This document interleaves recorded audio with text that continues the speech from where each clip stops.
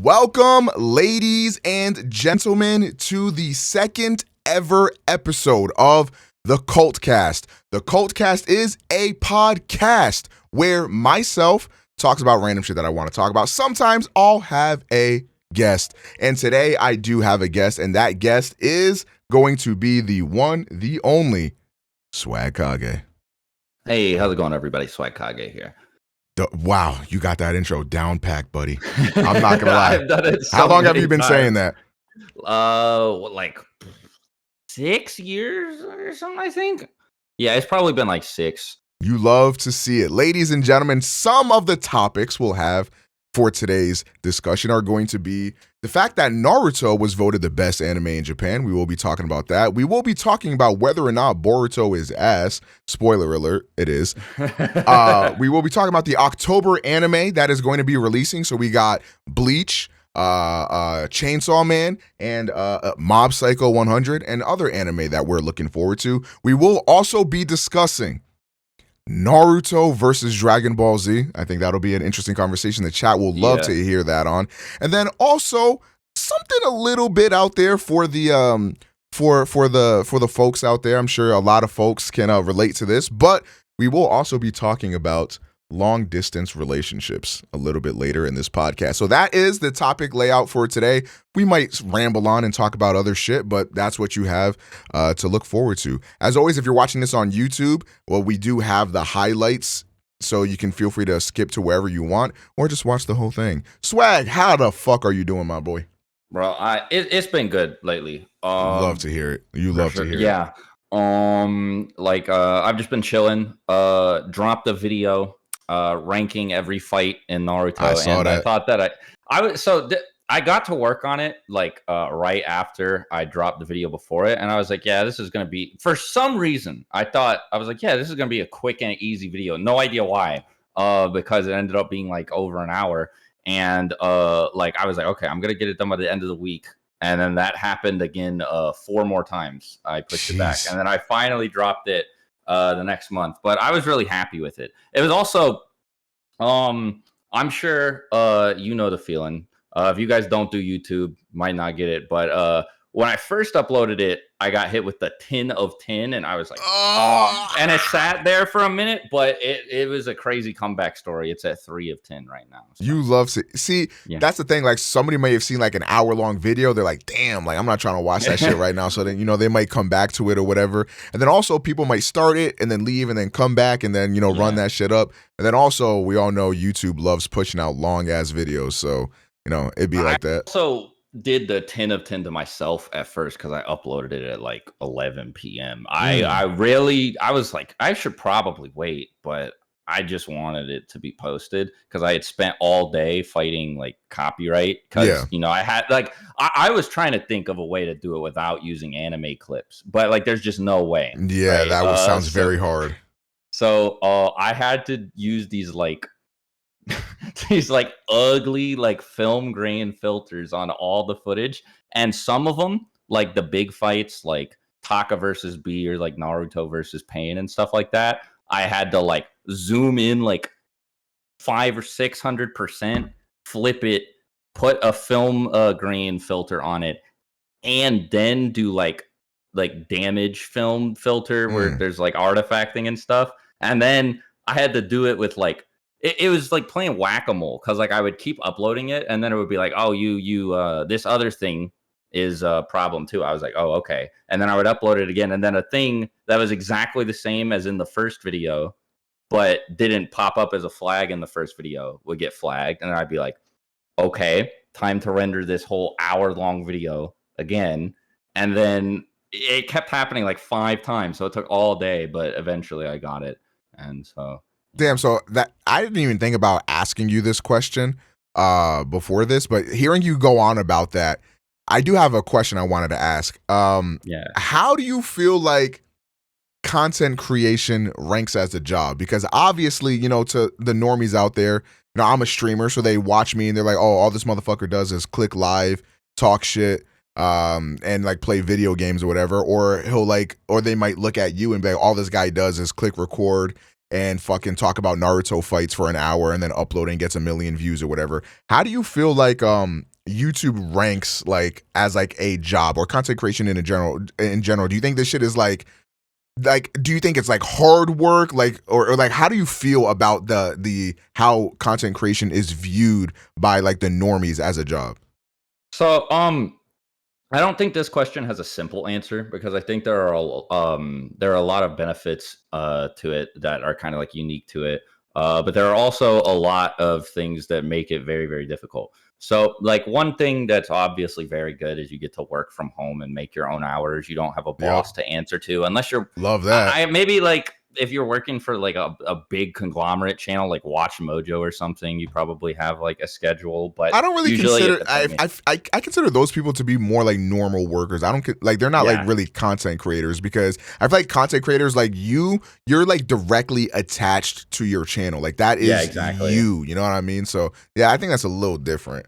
Yeah, but like so it's like all of that stuff is really nice. You know, you get like a direct income stream. The depending on your size, the pay can obviously be really nice, especially considering how much freedom and flexibility you have and how fun it can be to make Right. videos. But man, like okay, so first of all, this is just not a job that like anybody could do. And I want Facts. to stress that I'm not trying to be like arrogant when I say that. It's just one of those things where it's like I don't think that I could stream every day, for example, right? Like I just don't think I have the Mm. skill set to do it because it's like it's super mentally taxing. You have to interact with people like constantly.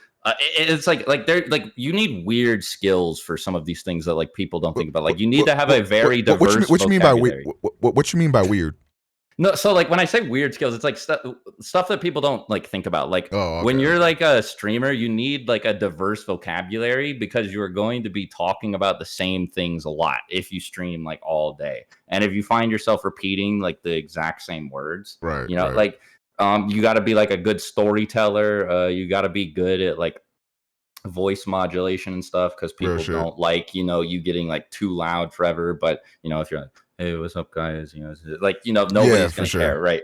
It's funny. And It's funny so you say that. I'm just gonna interject really quick because I've had conversations with some of my other friends that are like YouTubers, and like they'll talk to me and be like, "Bro, I don't know how the fuck you stream every day. Like, I don't know how you." And then yeah, I'm looking at them like, "I don't know how the fuck you post so often. Like, how are you guys uploading these?" Because to me, like, I don't know when I upload a video, I like streaming because I get that instant like gratification. yeah, I'm like, I say like, "Hey guys, would you?" Fuck Sonic, and then immediately people in my chat like start exploding. I'm like, okay, cool. I said something. yeah, yeah, yeah. Meanwhile, like I make a joke or make an edit in a YouTube video, I gotta wait days for motherfuckers to even see this shit. It's like I don't know. Yeah. Like the uploading aspect is like so daunting to me, like as a streamer, and it's crazy how like the reverse is true for YouTubers.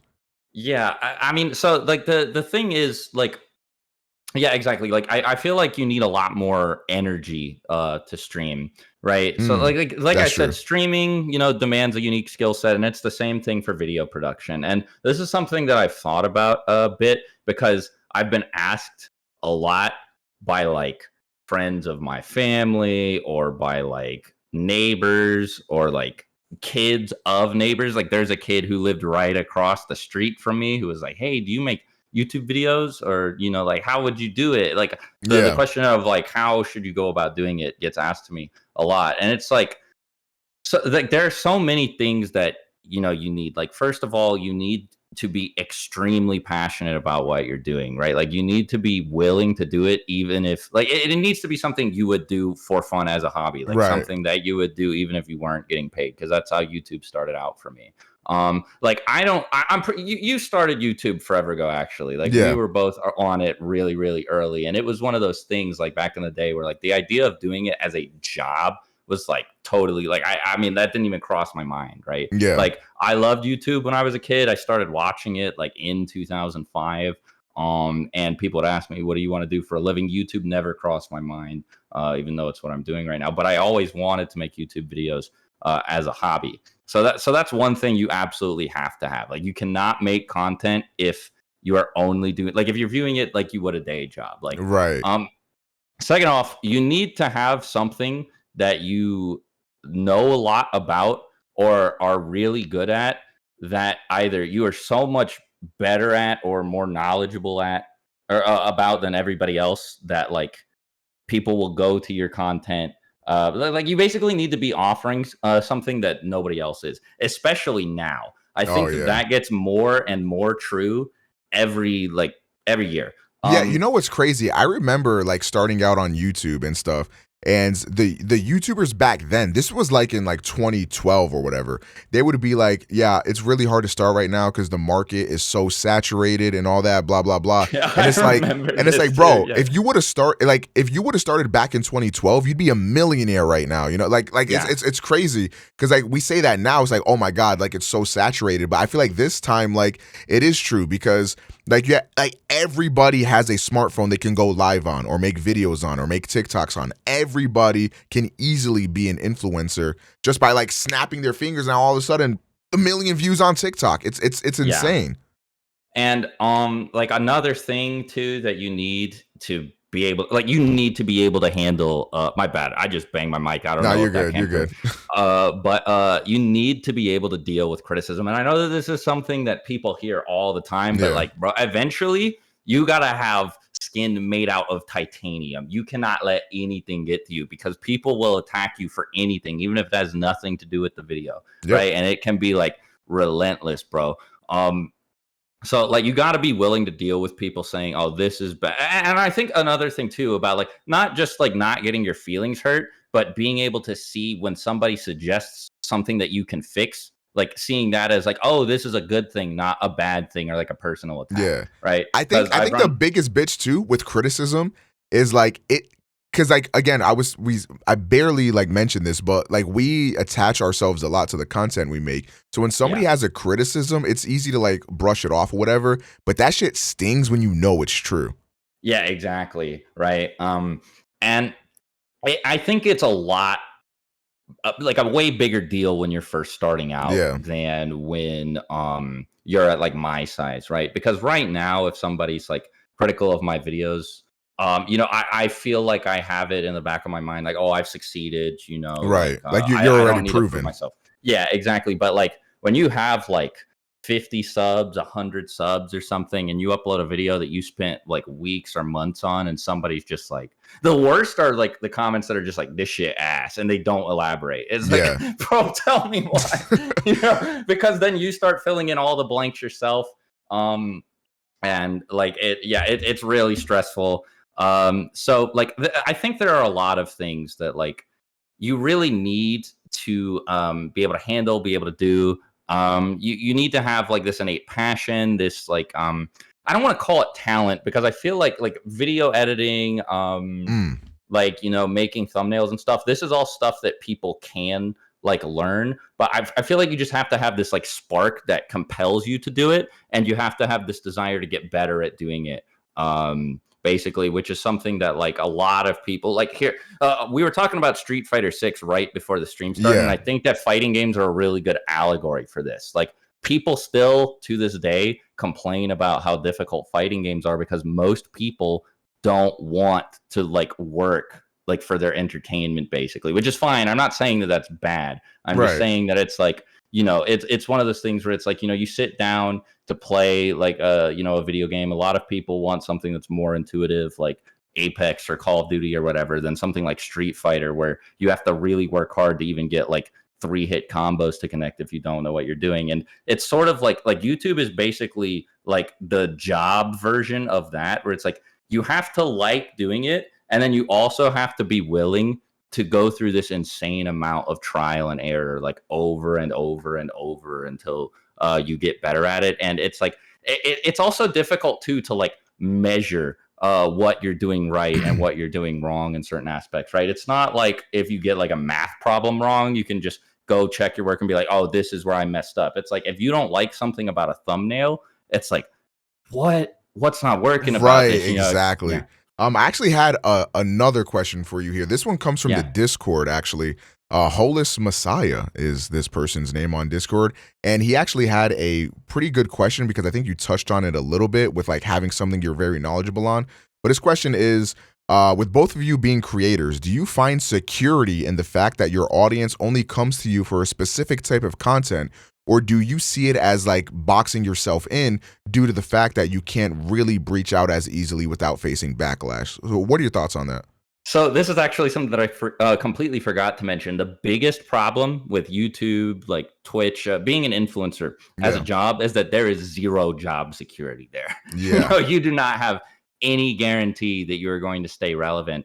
There are tons of people who have just had like a one-hit wonder thing, and then their relevance just dries up immediately. I literally worry like every time I upload, yep, this is the death of my channel. This is like, Yep. where Every people, time I click start stream, I'm like, this is the end. Yeah, I feel that. yeah, like I always have that in the back of my mind. So, like, I totally get the feeling boxed in, and I think that that's an issue that YouTube has. Now, granted, I don't really know how they would fix that because the algorithm is very successful at what it attempts to do, Hmm. which is get people to watch as many videos as possible and consume as many ads as possible. Like when you watch a thing of a certain subject, YouTube funnels you into more stuff about that subject until you get tired of it, and it does the same with something else. So, like, I guess it makes sense, but it kind of incentivizes people to make content about one thing. And I Yeah. originally wanted to make a variety channel. Like I started off with the Dragon Ball stuff, Dragon Ballology,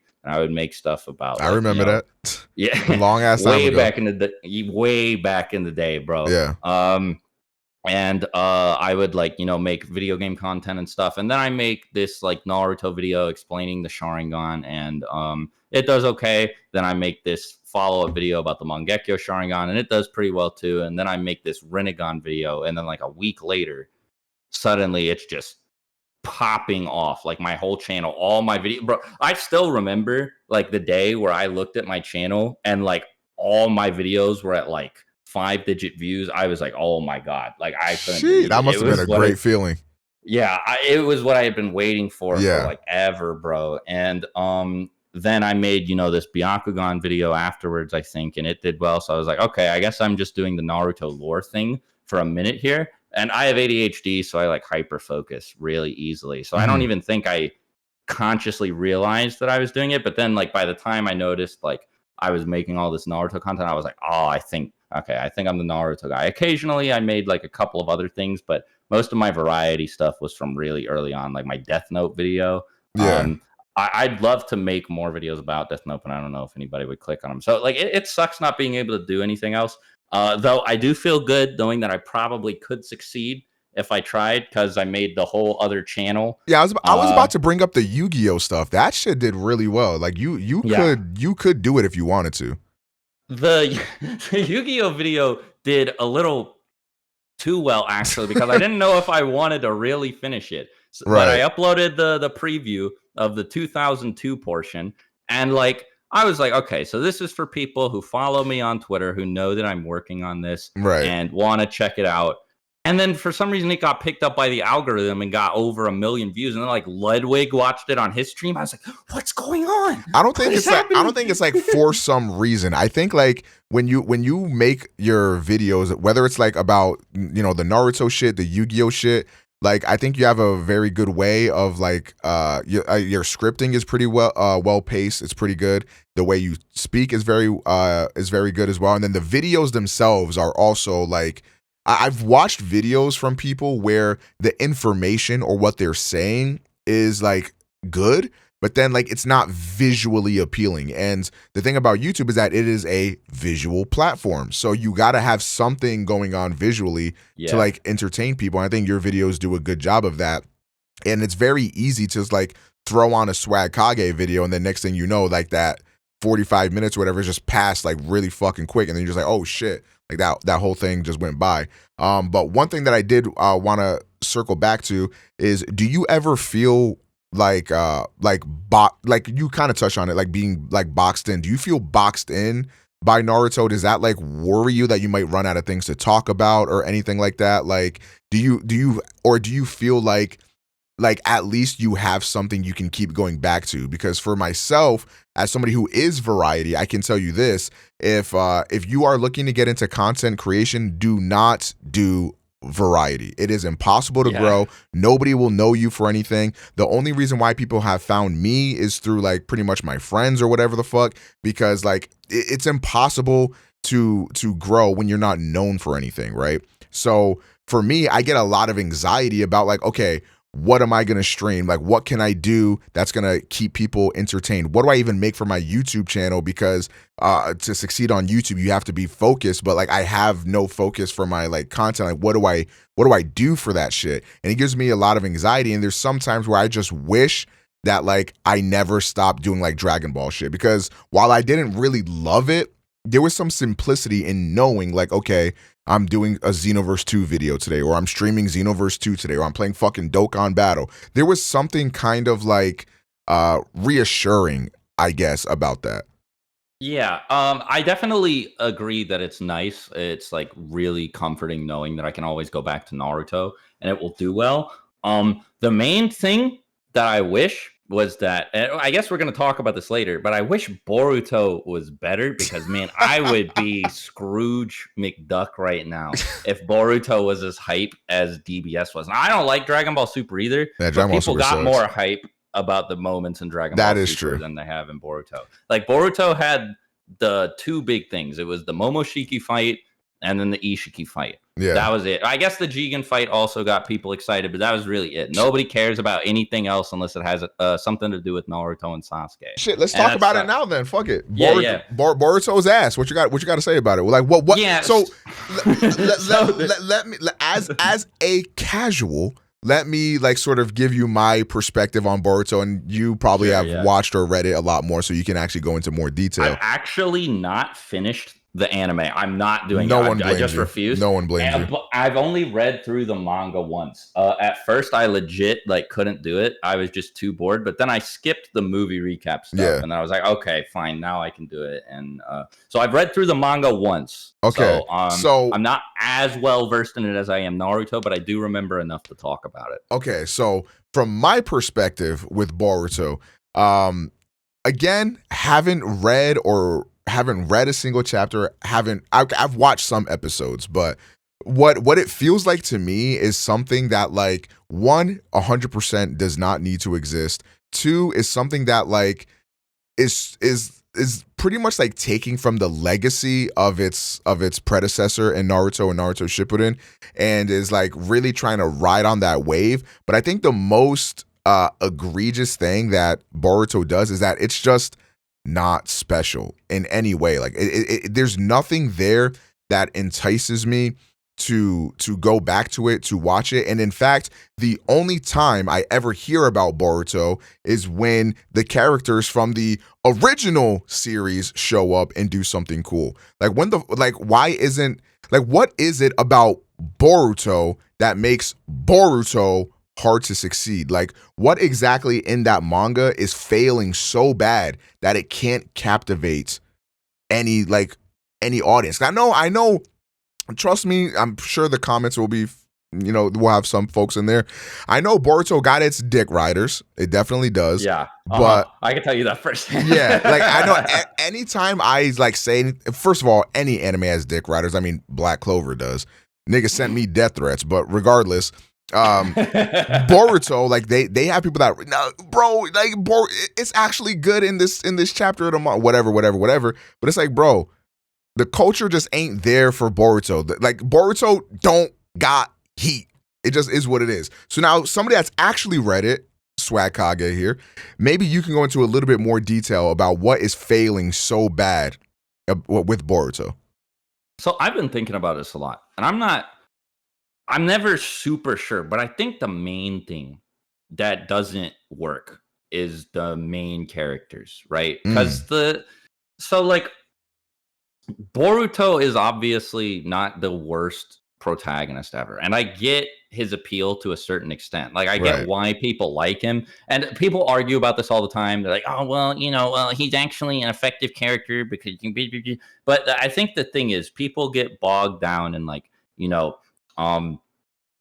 analyzing, oh, is he actually like bad or like, like in a measurable sense, or like what I'm talking about that doesn't work about like Boruto, Sarada, and Mitsuki is like they're just not as interesting to most people, it seems like. True. There's just not like a hook for Boruto that works the same way like Naruto's hook does. Like you watch one episode or read one chapter of Naruto and you kind of like that kid already. You want to see Right. him succeed. And the thing is, there are tons of people who dropped Naruto for a while who would eventually come back to it because they were just like, man, I really wonder what's Naruto up to, or like, does he ever become Hokage, or like, is Sasuke ever going to get revenge on Itachi? But like, there are no plot or character hooks like that with Boruto, Sarada, and Mitsuki. I mean, Sarada literally, like, I don't know if she's supposed to, she's probably not supposed to be the Sasuke. That's more like Kawaki. Even Kawaki, this kind of applies to, but like, Sarada does not have anything, much less anything as interesting as Sasuke's conflict with Itachi. Right. Boruto's goals are like very vague from what I remember. Like he doesn't have anything as emotionally resonant with me as like Naruto wanting to prove himself that he can be, Hokage, even though he has all of these like issues with him and stuff. Right. Like another thing too is I feel like part of it comes from trying to read Boruto for the first time as an adult versus reading Naruto as like a kid, or watching Naruto as a kid, maybe. But I still feel like if I tried to get into Naruto right now, I'd still be able to do it. I feel like. Because the thing is, Naruto starts off, right? I'm pretty sure it's like the first episode where he steals the Forbidden Scroll and then is in the like that is a fire pilot. And then not too long after that, we get the Zabuza and Haku. Like that is crazy pacing in the beginning. Like no, it's actually incredible, right? Like you especially the Zabuza part. To this day, people still regard the Zabuza few little episode arc to be one of the best arcs in anime, and that happens in the very beginning of Naruto. Like we didn't have anything like that for Boruto. You also just don't have any character introductions as memorable as like Kakashi, or like, I mean, keep in mind Boruto is deep in right now, right? You don't have any character introductions as memorable as like Kakashi, like Itachi, Rock Lee, Gaara, like, there are no moments for like new characters in Boruto as iconic as like, Sand Coffin, or like Lee kicking Sasuke in the face, or Kakashi like giving his whole those who abandon their friends are even worse than that, like those speeches, like even I guess you'd call them one-off villains like Zabuza and Haku are way more memorable than like Delta or Boro. I think another bad part too about Boruto is that like I could be completely wrong on this, but when I watched like that Momoshiki fight or whatever, like this is still very early on in Boruto, and isn't this nigga like on some god level shit? Like what? Like you are in the beginning of your anime and you're already fighting God. Like that's crazy. Where do you go from there? It's so weird that like, okay, so they're gonna make these new protagonists that are Naruto's age in part 1, and then like they're just going to make the opponents people stronger than the people from the end of Shippuden. Like it's weird. Like it would have been cool if there was more grounded stuff. Like, like one thing that people complained about is like, oh, the stuff in Naruto escalated too quickly. We didn't get more of like the Zabuza type stuff. And it's like, okay, so yeah, Boruto's a good opportunity for that, except they just don't do it. Like there are missions of that nature, I guess, but it just goes to like, I mean, I think that like the first mission that Boruto goes on in the manga is like after that. Anyway, I guess the plot of that works as a movie, but I don't think that like Boruto, Sarada, Mitsuki, and them. I don't think that the concepts in Boruto are good enough to sustain an entire series. Yeah, I would agree, because it's kind of like what you touched on. Like they're treating Boruto as a continuation of Shippuden rather than like its own thing. So like at the end of Shippuden, I mean they fight Madara, Kaguya, like literally gods, you know what I mean? Like it's on some crazy shit. So then they think they have to like keep one upping that, but it's like, bro, it makes no sense because this nigga Boruto, this nigga like 6 years old. He's a toddler. Yeah. Like what? Like what the? Like you want this motherfucker to fight God? No. So of course you're gonna have to bring back Naruto and Sasuke and stuff like that to handle these threats. But now what you're doing when you're doing that is you're neutering the development of your young guys, your young characters. And I think like it's important that you have something that can escalate well and have like Boruto doesn't have to save the world, doesn't have to save the village. Like have something be a little bit more smaller scale to keep building up Boruto and all these other characters. What's crazy is Naruto already does that, right? Like it literally has the exact same thing in the tuning exams where the third Hokage fights Orochimaru and Naruto and Sasuke and all of them are busy fighting somebody else that's not as strong as Orochimaru. Right. And for some reason, they were just like, that idea sucks. We're going to have Boruto kill Momoshiki with a Rasengan at the end. Like, why? That's on some Game of Thrones season 8 shit. It's so like, stupid. literally. Like just disregarding everything that like made the thing work and like, well, it makes me so mad when people point to like, oh well, Naruto had crazy moments fighting people stronger than him. Like he beat Kabuto with the Rasengan. It's like, okay, well, first of all, Jiraiya and Tsunade were helping him. Right. That's one thing. Second off, no, he did not beat Kabuto. Kabuto got back up afterwards and Naruto just damaged him. And that was Naruto's like, main contra. It's not like he picked up the Mega Giga Rasengan that like is the biggest jutsu ever made and shoved it. Yeah, and by the way, the Rasengan that took Naruto, it took him how long to learn how to do that shit? Yeah. And then here comes Boruto walking out like, hey dad, look what I can do. Like, bro, what? Yeah, he can just throw it by accident. It's so like it's just weird. Like, I mean, I'm fine with him being talented or whatever, but it just doesn't go anywhere. I don't think it's as interesting as the original series is. And I think the biggest thing, the thing that makes me the most annoyed is that it doesn't add to the universe or like the mythos at all in any way that's meaningful. Like it feels like a knockoff or a spin-off, So it's like if you wanted to be a continuation, make it a continuation. If you wanted to be its own thing, be its own thing. But it kind of feels like this bastard child that like they sort of like low-key don't even claim. Yeah, no, it's weird, right? Because like you look at the Boruto characters, like the new characters from Boruto, and then you look at all of the characters that appeared in like part 1 and Shippuden. And it's like, okay, so like if we're making like a fighting game roster, who would you rather have? Like Sarada or like literally any of the Konoha 11, like Hinata, Shino. You would probably pick, the one of the Konoha 11. They're probably more interesting. Who would you rather have? Like Boro or like Delta or any Akatsuki member, Hidan, Kakazu, like one of the That's Akatsuki, real shit. right? Even Kabuto, you'd probably pick Kabuto over like Delta or Boro, or I'd rather have Kabuto in a game than like Jigen or Ishiki. And Kabuto's like a mook. He's not even like a main bad guy until the very end of the series. Give me Zetsu over any Boruto character, gang. Yeah, I think I agree with that. It's just like it's so people have talked about the Star Wars prequels a lot, and I think that it's kind of analogous here because regardless of whether you like the Star Wars prequels, it's just impossible to deny that they added so much cool shit to like the mythos, like all the games that are centered around the prequels, like the Battlefront games, the KOTOR games, all the concepts that get added in those movies like get used in some of the best non like main movie Star Wars media. And then that's just not the case with like Boruto, and I mean also like the the new Star Wars movies, like like nobody, like people remember like double bladed lightsabers and like General Grievous and Darth Maul more than like I don't know, like Exegol or like the red stormtroopers or whatever. The thing is, like while the prequels are ass, Grievous is one of the coldest characters ever conceived. Exactly, like, right? Yeah. Like and one of the coldest. Like, if Boruto was just like bad, but had like cool new shit, like lore wise or whatever in it, I could give it a pass.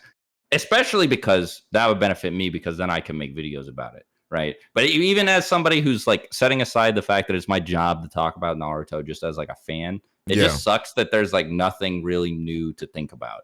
And the new stuff that is there, like Baryon mode, definitely feels like it was worked in. Like they started from, okay, we need a new form and worked backwards from there. Right. Not like it was just something that they were like, oh, it's not like it like manifested organically or anything like that, if that makes sense. So would you say at this point, Boruto is worse than Dragon Ball GT? Oh, probably. Yeah. I mean, I like GT more than most people do, honestly. Same, I do too. I don't think Boruto has any arc that's as good as Super 17. I think that it's weird how much hate that arc gets because I think that arc's actually solid. See, it's hard for me to talk about that because GT I still have a lot of nostalgia for because I still remembered like to this day.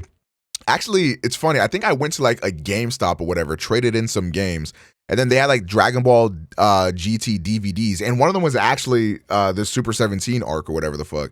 And it was like maybe like $12 or something, and I bought it, and I was like, "Yo, this is really cool." I got to see more Dragon Ball and stuff like that, and then eventually, I started watching, the Omega Shenron arc and all that stuff, and all that build up with the Black Dragon Balls, and then the Gogeta. And then one of my favorite moments ever is when Super Saiyan 4 Gogeta first comes on the scene, and he is just beating the shit out of Omega Shenron, and then just like cool, bro. And then just toying with him, doing the Big Bang Kamehameha, but then the streamers come out. I remember it so vividly when I watched it as a kid, and I feel like Boruto, like even though I did watch the Momoshiki fight, it was cool. I did enjoy that, but like that could have happened in Shippuden. Like that did not need to happen. In Boruto. That's exactly the thing, right? There's nothing about Boruto that necessitates that. And the thing is, okay, people will talk about how good like the choreography is and stuff. And yes, all of that is really good.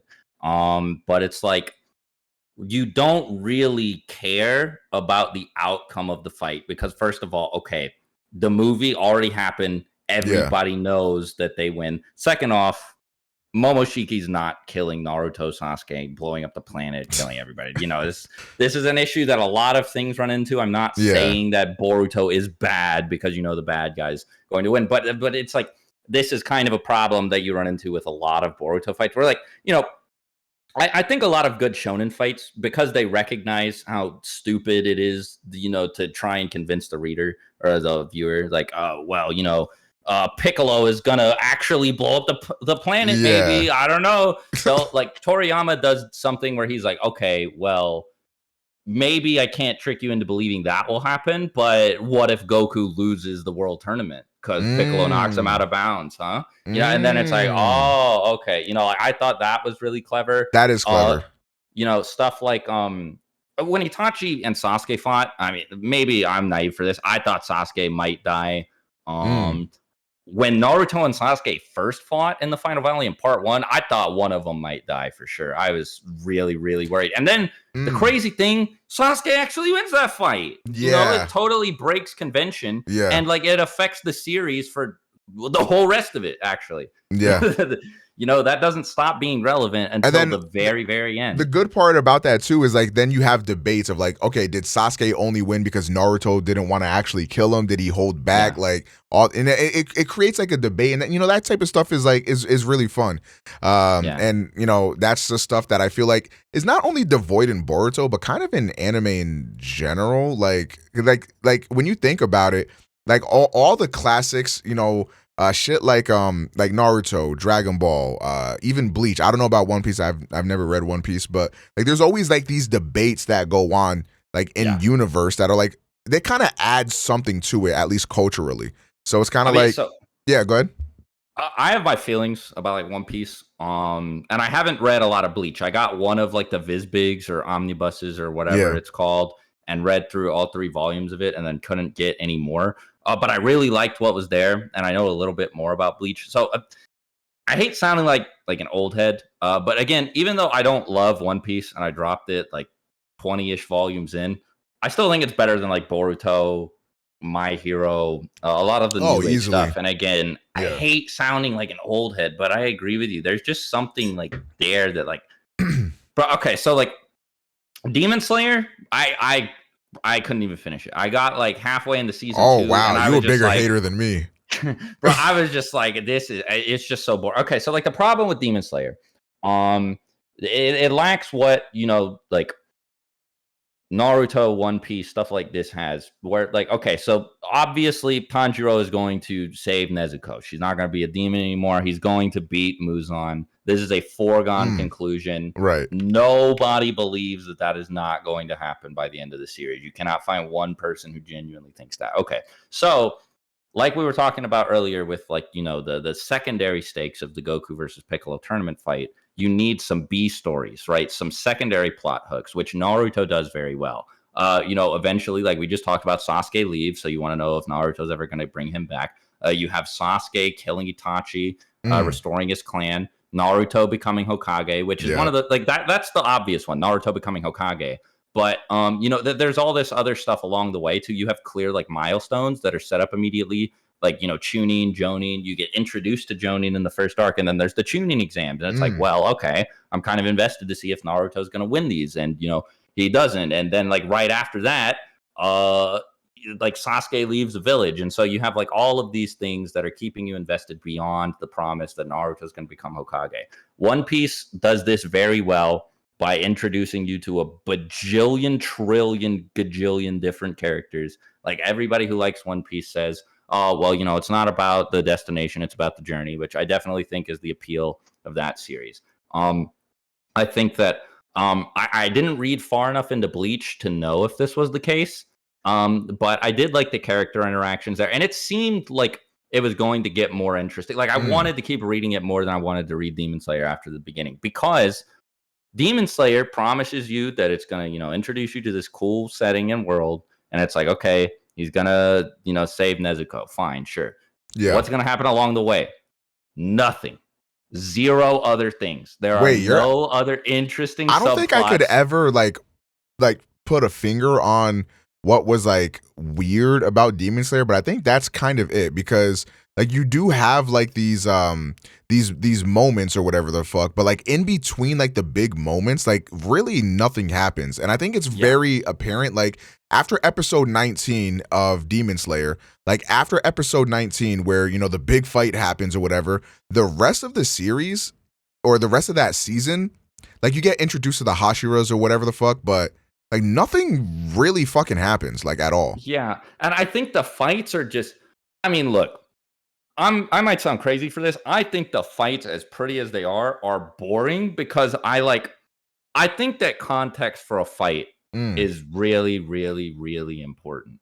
And I mean, the thing is, what's going to happen. You know that Tanjiro is not going to die in any of the ones that he's involved in. And I was guessing that like Inosuke and Zenitsu weren't going to die either. I was right. They didn't. And I don't think many of the demons are that interesting. I like the drum guy though. That fight is really, really cool. I actually really like that one. But I didn't like the Spider Kid. I didn't like the first couple demons that they fought. I thought like as pretty and flashy as it was just boring. And some people will say, no, but it does have subplots and stuff. You get the backstory for every demon that Tanjiro kills. I actually don't like that they do that. I agree. And also, I think that it's like weird because it's not okay. So like the Naruto examples that I used, those are just something that's in the back of your mind at all times, bro. Like I'm sure like you were talking to people at school about this, or, like you've seen like the conversations that were going on like while Naruto was still running about like, oh, is Sasuke actually going to go join Orochimaru? I have no idea, that stuff. But it's like that didn't happen with me in Demon Slayer. Like that's totally different than like finding some information that's totally irrelevant to the plot out about like one of these demons that Tanjiro just beat. And another thing that I hate is how like comically binary black and white the morality is, bro. There's literally evil soul devouring demons as the enemies and the good guys. I think the way they try to supplement that is through the backstory or whatever for the demons, so they could be like, hey, see, maybe the demons they have their own trials and tribulations too, but it's like you're throwing in these flashbacks to these demons like right before they're about to fucking die. Like I don't care. Yeah. Like you're building these guys up too late. I don't care. They're the ops. Like if I'm reading or watching this, I'm rooting for Tanjiro and Nezuko. Obviously, they're the protagonists, right? So then here comes this demon, like, yeah, I've just killed like 16 different people and ate them alive. Now what? Yeah. And then Tanjiro fucks him up, and then it's like, but wait, let me tell you my story real quick. And then Yeah, it goes to their story. I'm just like, bro, I don't care. I'm sure somebody will call me a hypocrite. Like, isn't that exactly what happens with Pain and Naruto? But like, I don't know. I feel That like Pain shit here. I don't give a. it's totally different. Yeah. No, because the thing is, Naruto earns the right to hear all that stuff. You know, like I don't even know if the demons tell Tanjiro this. I think you just see it like in their head. Yeah, a lot of the time. Yeah, true. But like Naruto is like, what happened to cause you to be like this? You know, and I don't know. I feel like the answer to that is more interesting because like Pain blew up the village and killed Jiraiya. And so stuff. I have a question that might put our friendship in the balance here. Okay, sure. What do you feel about Jujutsu Kaisen? I watched the first episode and I have seen some of the fights. Okay. I did not think that the premise of Jujutsu Kaisen was that interesting. So I put it on hold, but I do plan on reading it. However, it is impossible to deny that like the action scenes in that show are like the choreography and like all the fights are just insane. Right. So I'm worried that I won't care about like the characters or the plot, which is what keeps happening when I try to watch like new anime that people recommend to me. But Jujutsu Kaisen does have like kind of like the Dragon Ball Band-Aid where the action is just so good that it honestly cares. So for Jujutsu Kaisen, I actually had the same worries about like not getting attached to the characters or anything like that. But I actually think Jujutsu Kaisen does a really good job at like they're not going to be like deep or intricate characters, you know, like that's not what the show's really going for. But you're gonna like seeing these characters interact. I actually equate Jujutsu Kaisen very similarly to Bleach. And it's you know it's no secret that the creator of Jujutsu Kaisen, he said that he is very heavily influenced by Bleach, and I think it comes across a lot. You know, domain expansions are pretty much Bankai, and like a lot of the way the characters are interacting with one another reminds me a lot of Bleach. The biggest reason why Bleach is like one of my favorite shonen, if not my favorite shonen, is because I love those characters so much. I would watch them do fucking anything. I don't care what it is. Like I just want to see these guys do shit. And Jujutsu Kaisen does something very similar, and that's why I really, really like Jujutsu Kaisen. I think that is like the recipe for like a good show, like no matter what, like even beyond like anime, like that's one of the reasons I like Breaking Bad or like The Sopranos or like Game of Thrones so much is because, well, with Game of Thrones, it's when the characters are actually written well and accurately. But you can take them and put them in any situation and it will be interesting. Like in Game of Thrones, a lot of the time it's really funny. Same with like Breaking Bad and The Sopranos too. And I feel like that like a lot of series do not like this is a problem that I have with Boruto where the characters are not interesting independent of like really high stakes like interactions, right? Like, oh, we got to save the world in order to be interesting type thing. But like in, you know, Naruto, I like seeing the characters interact regularly. I feel the same way about like Attack on Titan. Death Note is incredible about this too, right? Like just any dialogue scene in Death Note is usually extremely compelling. And so yeah, I think like making characters where no matter what they're doing, they're interesting to watch is like really important. Yeah. So if Jujutsu Kaisen does it well, then like yeah, I'll probably like it. Okay, so moving on, before we get to our next topic, chat, it is time that we crown a waifu of the week. Now, I know you weren't really expecting this, but do you have anybody that you would be willing to call your waifu of the week for this week? Well, obviously it would be my fiance Alyssa, W's. but if I have to pick a fictional character, Correct. So there are two characters that Alyssa does not get jealous about at all and actually actively tries to put me on, and those are Tsunade and Chun-Li. She has straight up told me. So I told her, like, I was like, look, bro, I'm loyal. Like, if Tsunade or Chun-Li were like, so we were sitting in the living room and I pointed over to the kitchen, which is like clearly visible from it. I was like, if they were right over there getting naked, I would not be looking. I would be like, do your thing. And then she was like, no, you better look. This is the only chance you're gonna get. So I was like, all right, sure. So I probably pick if I had to pick between the two of them, I'd probably say Tsunade. She is very, very, very cool. And beyond that, well, she's really this is this is everybody. where we this is where we differ a little bit here. Chat, for my for the first episode, the waifu of the week was Gloria the hippo. So this week, okay, I see. So this week, I think people may agree more so with my next waifu of the week. It is going to have to be Low Bunny from Pokemon. Shout out Pokemon Scarlet and Violet dropping soon. Had to bring attention to this queen, to this goddess. You know what I'm saying? Bro, I know people who were actually like, hey, I'm like, and I was like, come on, bro, you gotta be kidding. And they were like, and I was like, you know what I'm saying? So yeah, I gotta give the waifu of the week to Sure. a classic bad bitch. You know what it is. I don't know why I don't get sponsors. Okay, so now moving on. It's time for the topic. Bro, my friend Chris just messaged me on Discord. It's time for the topic of the day. Naruto versus Dragon Ball Z. What are you taking? Okay, so I'm not trying to cop out here. This is a difficult question for me. I like them both a lot. Like, big time. They both excel at a lot of things. So if I have to look at Dragon Ball, the whole series, and Naruto, the whole series, Dragon Ball definitely has its low points, like in GT and Super. And Naruto has the early war arc and Boruto, though I'm putting Boruto a few tiers below the early war arc, just so we're clear. Yeah, absolutely. But at its peak, I think I liked Naruto a little bit more, but I mean, it's really hard. I hate arguing about this because it's like, I don't like tearing either of them down. Like, why we got to pit two bad bitches against each other. But exactly. I have no problem doing that. I live for toxicity. Dragon Ball Z is fucking ass. No, I'm just kidding.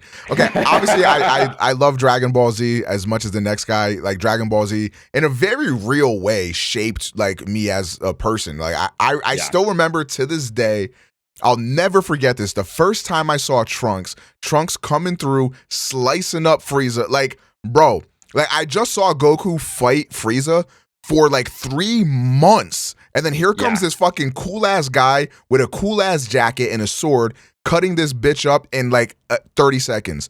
So I remember I went right into my kitchen as soon as the episode finished airing. I went into the kitchen. I took the fucking the broom shit off the handle and I started swinging the broom like I was Trunks with a sword. And my mom's like, bro, what the fuck are you doing? And I was like, don't talk to me, wench. I'm Trunks. It's like, what the fuck is a Trunks? I said, you'll understand at some point. So like, very big impact Dragon Ball Z like had on me as a kid. Yeah. That being said, though, I think Naruto is like better because just from like a character and plot standpoint, like, I'm sorry, I always bring this up every time I talk about Naruto. You will, like, Dragon Ball Z does not have anything on the level of like finding out Itachi was actually a good guy the whole time. Oh like, my god! Like, oh my god, bro! I was in the same position as Sasuke. I was like, he's lying, bro. I was like, fuck Itachi, wax it, get this bitch out of here. He killed get him out of here. And then you find out Itachi did it all because he loves his brother, and he couldn't. He was supposed to kill Sasuke. He couldn't bring himself. Like, bro, come on, bro. No, the amount of curveballs that are like present in Naruto that are like world shattering, like when you just see, like, I think the twist that Toby was not actually Madara, I can't think of a better way to reveal it than just showing the real Madara beat everyone's ass, right? Like that moment is, and it's crazy too, because that moment comes at a point where like a lot of people are like, I don't know, Naruto kind of fell off, and Madara is like, oh, okay, sure, whatever, bro. And it changes everybody's mind immediately, with his entrance. So yeah, like Dragon Ball, I think has incredible pacing. The action is like, like Toriyama is a genius, right? Like everybody agrees that Hell, he's 100%. like, in definitely in the conversation about like, the best artist when it comes to like drawing fights and stuff. Hmm. Um I don't think Naruto tops that, especially not like manga to manga. However, like you said, I think that like there are so many twists and so much like there's so much that's really compelling. Like Right. And I think it's it's gonna depend on what you value more, because I think I yeah, agree with you.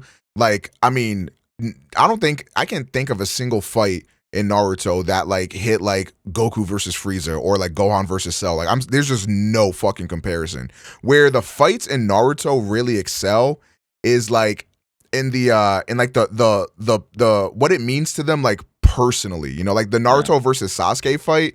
Like that's I not will as. say, I Mhm. think that the action in that fight is as good It is as a very lot good. of the It is best very good. Dragon Ball fights. It is. But I agree with you that like the context for it is so much better than any of that stuff that's in Dragon Ball, because it's like, well, if Naruto loses that fight, there are like serious consequences, and then he does, and you see those consequences for the whole rest of the series, right? Yeah. Um, So but I just think that in the context of like or in the case of the Naruto fights or whatever, like I don't like I don't see like the fights themselves outside of like Naruto versus Sasuke maybe being like on the same level of impactful as like Goku versus Vegeta in the regular Saiyan saga, Goku versus yeah, Frieza. Like, these are like, people will talk about this till the end of time as like some of the best yeah, shit that anime's ever done. But at the same time, like, I don't think Dragon Ball has anything like as intricate as like Pain's whole storyline and everything that happened with Pain. And like, I don't think they have anything as intricate as like Itachi and like all the great part about it too is that I do think some shit in Naruto felt a little ass pulley, but for the most part, a lot of those big plot details, like Kishimoto was giving you those breadcrumbs throughout the whole thing. yeah, Like, you know what I mean? Like, it like, the good thing about a twist is like a good twist will hit you out of left field, but when it hits, it'll also be like, damn, like that makes sense. And especially yeah, on rewatches, you'll be like, damn, this shit makes sense. Like, another anime that does that really well is Attack on Titan. Like, when you yeah. Attack on rewatch Titan Attack is on yeah, when oh you my rewatch god. Attack on Titan, you're like, how was I so fucking dumb? Like, it's Yeah. literally so obvious. But like, that's what makes good storytelling and good twists. And that's why I have Naruto over Dragon Ball Z.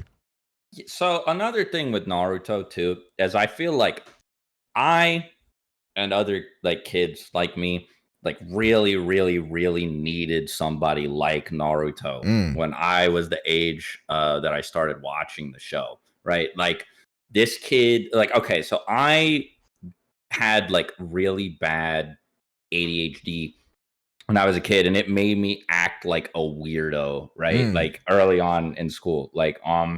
So like I also had like a whole lot of like issues between like myself and my parents. And I didn't actually I still don't really know my biological parents that well. Like grew up with my grandparents. Like I just had a whole lot of shit, like external factors that caused me to feel really insecure about myself. And the thing is, I didn't really know that it was like ADHD and like shit like that. And I was like unmedicated.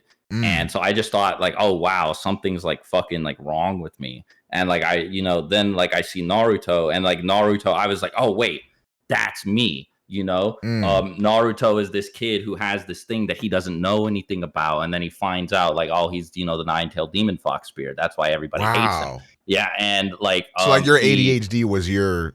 yeah, exactly. Gotcha. And that's another thing too, where it kind of annoys me when people are just like, oh, well, Naruto actually, he was just, he was blessed the whole time. The nine-tailed fox turned out to be a good thing. And it's like, yeah, that's because he made it a good thing. That's Mm. exactly how I feel about my ADHD, right? Like it started off as this like huge detriment that like caused, like me to like suffer and like, struggle a lot in life, but I was able to turn it into this like fucking superpower for like video production and Right. stuff through the like hyperfixation stuff. But yeah, like I just thought that Naruto, like, and he really did try his best and nobody gave a shit. And like you see it and Mm. you struggle with him, you watch everything that he goes through, and like, he's stupid and he's like annoying and arrogant, but you can tell that his heart's in the right place. And like for me specifically, it was impossible not to want him to succeed. And I got so invested in that. And then on top of all that, there are all these other characters like, you know, Sasuke, who just, you know, like he loses his whole family. And like I really started getting attached to Sasuke like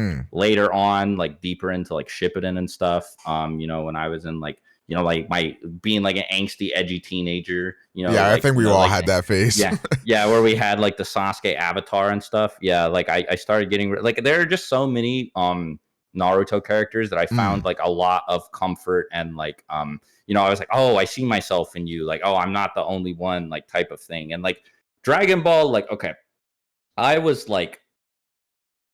obsessed with Dragon Ball as a kid, right? Like unhealthily obsessed with it. Like I played every annual game that came out. You know, I memorized all the lore and stuff. Yeah. But I did the same thing with Naruto, and I think that Naruto like helped me out like on a personal level. You know, it's funny that you mentioned that about relating to Naruto. I've never heard like somebody like relate to like having the Kurama or whatever, but like that's like a more symbolic thing. So that was like really dope to listen to, because for me, like one thing that I related to about Naruto was when I was younger, I moved around a lot. So like I was always going to new schools and I never had friends, and I always felt like alone and outcasted. Like everybody, like for example, like I went to like 4 different high schools like in 1 year in the 9th grade. And like the thing is, like one thing that I noticed, like every different high school I went to, people were already in friend groups that they were in since they were in like elementary school. Like there'll be kids like, oh yeah, this guy's been my friend since I was like 4, and I'm like, I don't have that. Like it felt so lonely, and like seeing that, especially in the early portions of Naruto, it's like, god damn, like that like it feels like me, like seeing, you know, Naruto be like. And Naruto had it even worse, like being like actively attacked. But I also could relate to that, like when people would like bully me or do any bullshit like that. It's like, damn, like this is crazy, because it's like it's literally like it kind of like has a good representation of what it feels like to be alone. And I think the thing I always think about is obviously the iconic classic scene of, you know, Naruto alone on the swing or whatever, watching all the other kids and shit like together or whatever the fuck. Like that shit is like it's burned into my memory forever, because it means something so much more than something surface level. Yeah, exactly. Like I don't think that there's anything wrong with Dragon Ball being a very basic and linear story. I think that it excels at it. I just like what Naruto is attempting to do more, and I think that Naruto, especially at its best, does it just as well as what Dragon Ball does. As what Dragon Ball is attempting to do. I mean, you know, like, and I mean, there are so many different aspects to it, right? Because you know, you have that, and then there are like a bajillion different characters who are all super like intriguing, and I think that they're all written like very, very well. They feel like real people, and I like, especially, you know, like rereading or rewatching the series now. Like Tsunade was like, she like when I was a kid watching it, this was like a jaded, cynical adult woman, right? Or like, you know, Jiraiya as well. Like I had no overlap with these characters at all. I didn't understand them, but like now, you know, going back and like look, like you see characters like Pain or like Tsunade and stuff, and I'm like, oh wow, you know, like you just like, it's been like all the stuff has been there the whole time, right? Like I think Tsunade is one of the most well-written female characters in like anime or manga, like in Shonen Jump, I should say. Yeah, you know, especially in that first arc. 100%. And I also really love, I think what really helped me like connect with Tsunade more and stuff is like when you find out about like her, Jiraiya, and Orochimaru's past together, like that shit is just like damn, like you really gotta appreciate when a manga author can actually accurately and do good justice to female characters, because I feel like in anime, like Jesus fucking, I mean, isn't that like what My Hero is getting a lot of shit for? Like they Bro, that motherfucker does not seen that chapter cover. Oh my days! But like, you know what I'm like one thing I'll give Kishimoto is that like his female characters are just characters, and like they're just good characters. So like he deserves props for that. I wish that he had done a little bit more with them. And I think he gets Mm, a lot of flack that isn't necessarily justified for like people say that this is a Naruto specific problem, that like Kishimoto can't write female characters. But it's like, well, you look at like Tsunade and like I guess Sakura has like a couple of issues, but like there's nothing wrong with like Tsunade, Sakura on the whole, like Tamari. I think that like Hinata's little subplot with Naruto was really cute. Like literally everybody liked it. Um, like yeah, I mean I agree. They have like less to do than the male characters, yeah. and there aren't as many compelling like female character arcs and journeys, but like that applies to a lot of other shonen. Like you said, like I don't care about any of the female characters in the whole first like 3 or 4 seasons of My Hero that I watched like before I dropped it. Maybe they get better later on. I don't They know, don't. but okay, okay, I'll take your word for it.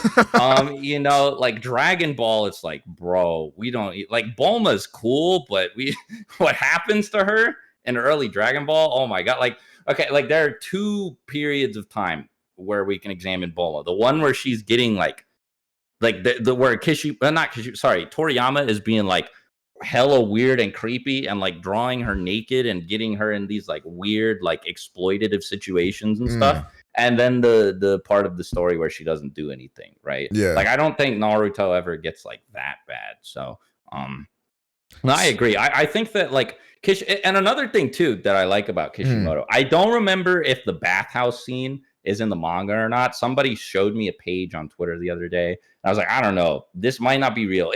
Somebody in chat can let me know later on or whatever. Somebody can shoot me a tweet now if they want about whether it's actually in the manga. But aside from that, I actually think Kishimoto is extremely good about not sexualizing his female characters. I know people are going to bring up the sexy jutsu, which is a little bit weird, but it's like, I think it's like, okay, he shows a lot of restraint for like when he decides like he's gonna draw boobies, he has like this fucking kid like make up his own fucking like sexy naked lady to transform mm, into, rather than taking somebody like Tsunade, who would be really easy to like sexualize and like make a whole lot of money in the process or whatever, like get people to pick up the series just by putting like boobies on like a chapter cover or something, or like fucking like I don't know, like any of the fuck, because like a lot of shonen authors do it with kids who are like 16 just because it's like there's like cultural differences in Japan. So like any of like the Konoha girls like Hinata, Ino, and Sakura, this could have happened to.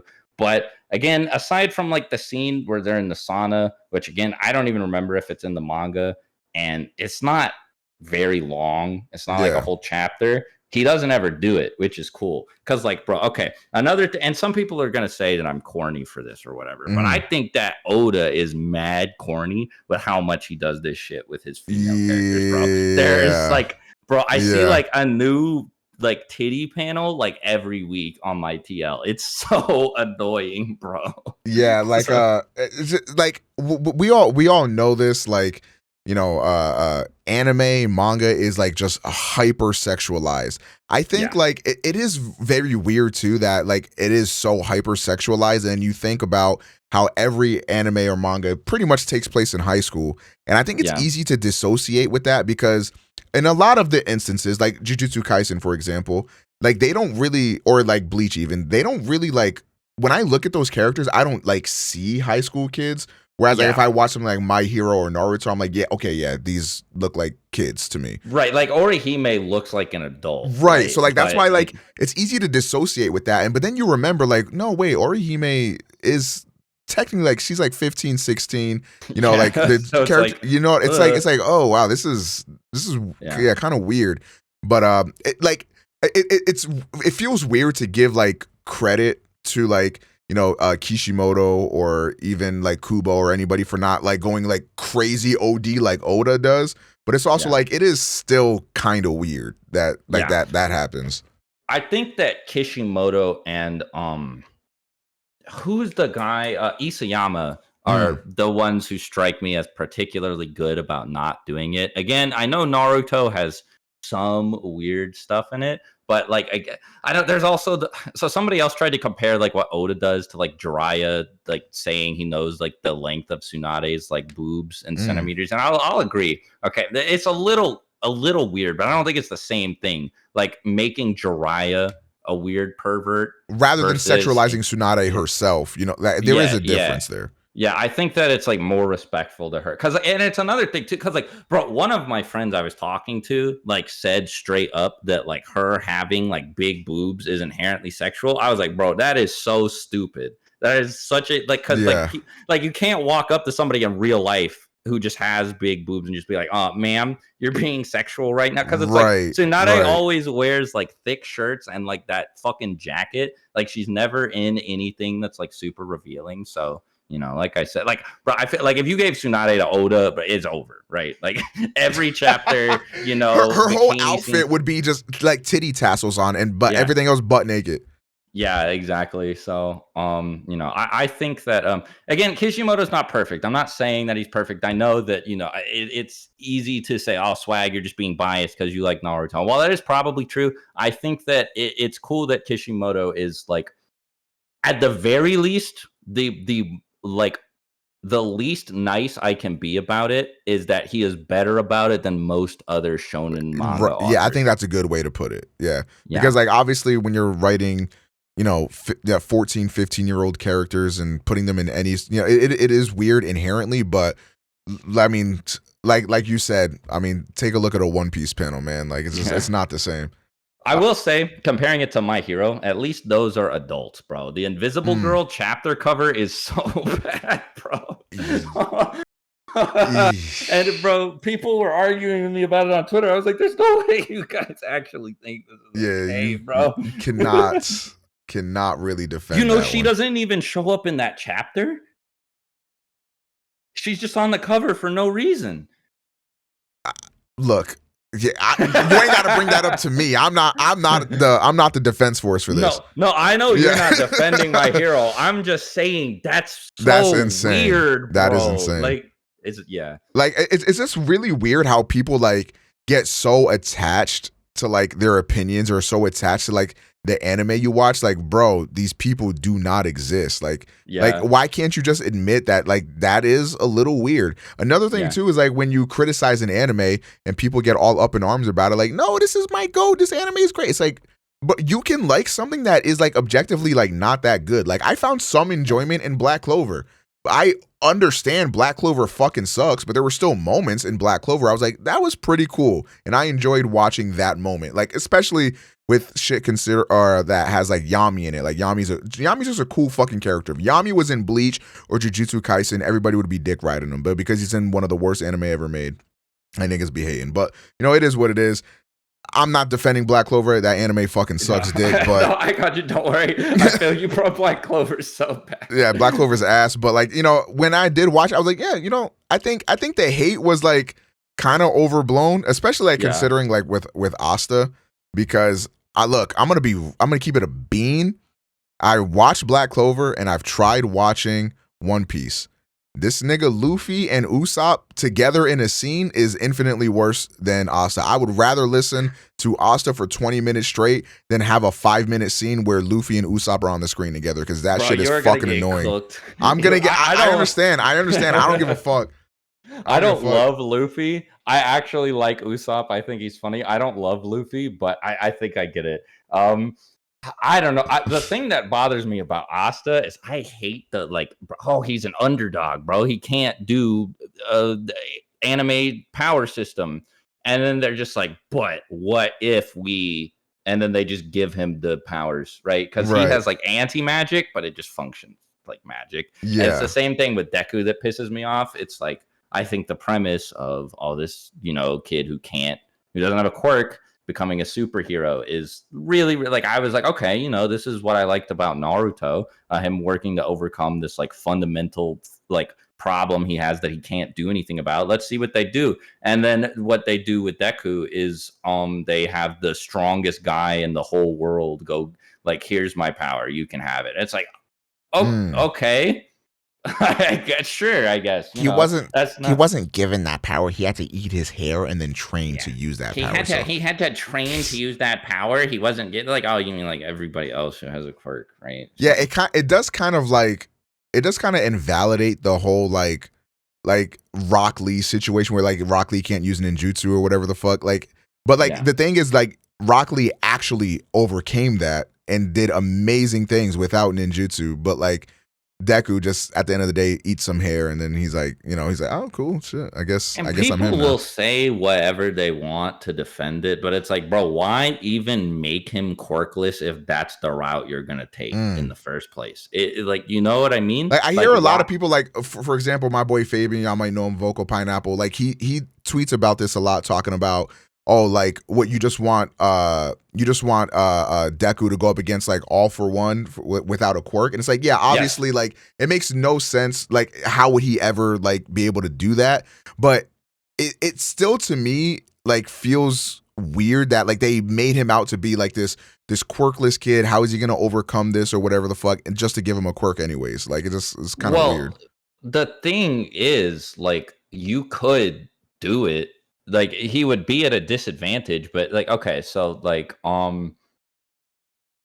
as somebody who likes to write, right? You know, just thinking about this from the perspective of a writer, if I had to challenge myself, it's not that hard, because what you do is you're like, well, okay, some people have quirks where they're either A, support quirks and can support other people, or B, some people have quirks that can make like basically like enchanting and like Skyrim or like any fantasy setting where like you take a piece of equipment and make it stronger, or you make it give the wearer or user certain abilities. And then Deku could wear this like Iron Man or Batman suit that was like, maybe, you know, like what would be cooler would be the exact same story beats play out, except All Might gives Deku just a suit to use. And he's like, look, anyone who has a quirk can also wear this, right? So it's like, it's not perfect. You're going to be at a disadvantage, but it's a start. And so he can start doing like superhero level stuff, and then he would be able to fight the bad guys. And right. And then you would just have like, you would have Deku make up for this gap by being more clever. That's you know, one like, thing that always pissed me off about My Hero is that Deku is supposed to be like a savant, super smart, super intelligent. But I feel like in the fights, that doesn't ever really come through. Like, for example, when he fights Muscular, he beats Muscular by punching him really hard. And it's like, exactly. It's bro. it's like, bro, like, aren't you supposed to be like genius level? Like, that is kind of disappointing. That is very disappointing. Yeah, right. Like, I don't see why he couldn't have had just like, you know, a suit made for him by somebody whose quirk is to like make shit like that. You know? Like, and like, no, I talked to somebody about this, and their response like made me want to jump towards a blue dot in Minecraft and not land in the blue dot. They were like, well, that would suck to be born with that quirk to just give other people stuff that they can use. And it's like, no, you would be rich. You could sell the shit you make. You would be a fucking millionaire, bro. Like, it's not hard to make this work in universe. It's like, so like, there are just 1,000,001 different things that you could have done that aren't literally All Might giving Deku the strongest quirk in the whole show. You know, like, I don't know, man. It's really annoying to me. And I know that maybe it's just like a personal thing. Right. I'm not going to change anybody's mind if they really, really, really think that it had to be the way it did. But I just think that it like undercuts its own message. And like, I would agree with that. Like me personally, like the reason why I don't like My Hero, just so I'm making this clear, the reason why I don't like My Hero has nothing to do with the fact that Deku has an overpowered quirk. I don't care about that. Like it is what it is. That's what they decided to do. I don't really give a shit. But like, it's everything like surrounding it that like makes it like, just like, for example, I agree. Yeah. For example, they have Overhaul. I started hating My Hero when season 4 happened because I was an anime only. I'll get to the manga in a second, but I was an anime only, and I liked previous My Hero. I thought it was fire. Overhaul comes through. The first thing this nigga does, boom, pop, kill somebody immediately. I was like, oh my God, this is the coldest motherfucker of all time. But that is his peak. That is where Overhaul peaked. And like, to me, ever since season 4, it's just been downhill like crazy. Now, I did read the manga because people kept saying, oh, the manga gets so crazy. The manga gets so hard. And I got to the point where Okay, I can say that in this particular moment, I don't know if it's animated yet, so I don't know if I even want to talk about it, but I feel like y'all know what I'm talking about, where they go into the city, they fighting, crazy shit happening, like whatever. That shit was pretty heat. It was pretty good. But again, like I think My Hero has this problem where it goes like it hits these peaks, and instead of riding the wave and continuing to go up and up, like it just hits peaks and then crashes down. And Yeah, like the pacing is all over the it's place, bad. bro. It's just Yeah. bad. Like like even the end of like the first season, it like bro, like Shigaraki and Nomu just come in like out of nowhere. Like it is not, but like okay, so another Naruto comparison, right? Shigaraki and Nomu would have been cooler if you had like the group run into somebody like the Demon Brothers. You know those dudes with like the big metal arms with like Yeah. the chains and stuff. Yeah, like like so the purpose of these guys is not to be compelling individual characters, but to establish that people are hunting after the bridge builder, trying to kill him, and that they're going to run into people who are stronger than that. Because if Zabuza had just shown up out of nowhere and had been a fight that was as important as it was, it would have felt like something would have felt like it was missing. I'm That's pretty sure true. you agree. Yeah. So you have Nomu just show up while they're at school, like with like, and maybe I'm wrong, but I remember there being no build up, like nothing that made me think this was going to happen, and it like there nothing ends up going wrong. Like there's like none of the kids die or anything. Like All Might just handles it, and it's like, what the fuck was the point of that? Mm. Like it doesn't progress the story at all. All Might just beats Nomu Shigaraki and fucking leaves, and he's like, oh, I'll be back.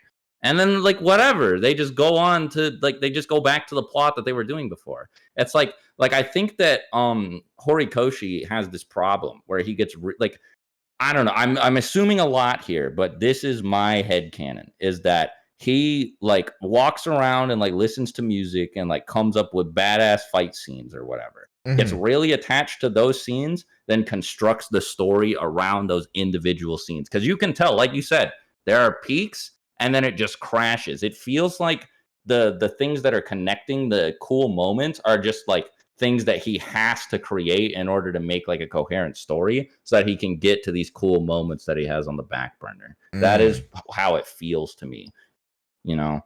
Um like another thing that pissed me off at first, apparently this does actually go somewhere, but like Deku just keeps spamming his like self-destructive power and keeps getting healed, and like they frame it like it's like this big drawback, but like it never actually manifests in anything. But eventually apparently he actually can't use his arms anymore, so that's not a problem anymore. But I feel like it happened like a little too late. Like at Mm. first he was just blowing himself up over and over, and like they were like, oh, this is gonna kill you, Deku, this is gonna destroy your arms, and it doesn't. And it's like why draw all this attention to it? And like I don't know, there's also just like weird plot shit. Like how did Invisible Girl blow up one of those giant robots? Um, like Deku's going to like the most prestigious school ever, and then like he's in the most prestigious class of that school, 1A, and like half of the kids are just ass. That is Like real shit though. yeah, Like these are supposed to be like y'all supposed to be the new like overhaul, the new All Might and all that shit. But like yeah. who outside of like Deku and Bakugo could really match up to that? No, isn't it weird that they start out in like regular ass high school and Bakugo's talking about this school like it's the big leagues, and it's Yeah. like there's gonna be like a million more of him, and then they get there and Bakugo's top of the class. Oh, I Like, forgot about Todoroki too. what? Like also Todoroki. Yeah, But yeah, yeah. Todoroki's also relevant, but I think Bakugo's stronger than he is. Right, right. Um but yeah, man. How do you feel how do you feel about the comparisons between My Hero and Naruto? Because my chat was getting into a little bit of an argument about My Hero being like a discount Naruto. I feel like, just to give my opinion on it real quick, I can see why somebody might say that or think that about the first season or two in particular. I think it is a little derivative of Naruto in those two seasons especially, but then after that I think it pretty much like it's completely own thing at that point. But Yeah, I want I think it does turn into its own thing I don't like the direct. I Right. know I just directly compared it, but it was for like the sake of like a narrative thing, Right. Right. right? It's so like I guess you could use another comparison there from like the Demon Brothers. Instead, you have like Zarbon and Dodoria for the same thing Right. with like Frieza. But like I think that people directly compare them and say, "Oh, this is just like Blink, but better or worse." I don't think that's necessarily the case. Like you said, I think they're the most similar at the very beginning, and then they diverge pretty significantly Yeah, very later on. significantly, I would say. Yeah, for sure. Okay, so the next topic here, since we were just talking about Naruto, Naruto was voted the best anime in Japan. One Piece pack and put me on my ass personally. But what was your what was your reaction to this? What can I say?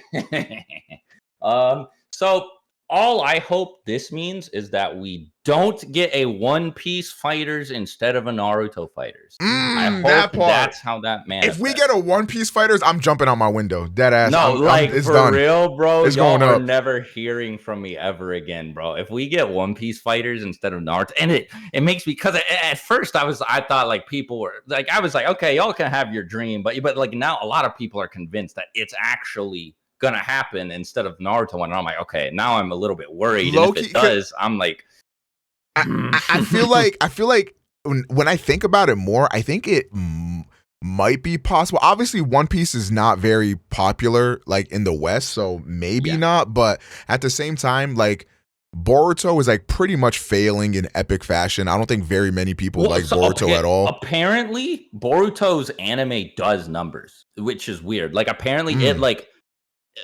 it was like a few months ago or something. The new episodes were getting like regularly. They were getting more views than like new My Hero episodes or some shit like that. That's just Like embarrassing for My Hero. yeah, Holy shit! and it was like competing with One Piece and stuff. Now I could be totally wrong. This is just something that I heard while talking to a friend, but so I think Boruto actually is doing okay. But most people like okay, so no hate to Globku. All right, I like Globku, Shout out but Globku. he said when he was doing his Naruto fighters roster that they would focus more on Boruto than a lot of I people can't say were that. anticipating.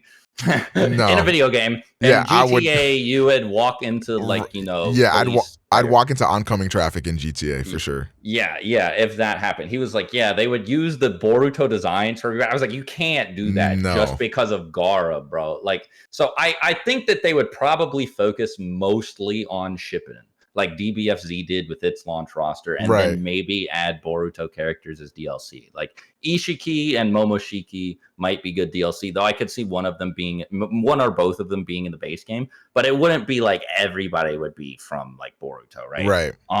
But so like, fuck, I kind of got off on a tangent. I kind of agree with what you're saying that it seems maybe possible that like One Piece could. But so the thing with me that gets me from like thinking that it's definitely going to happen is if you look at One Piece game sales versus Naruto game sales, it's not even True close, shit. bro.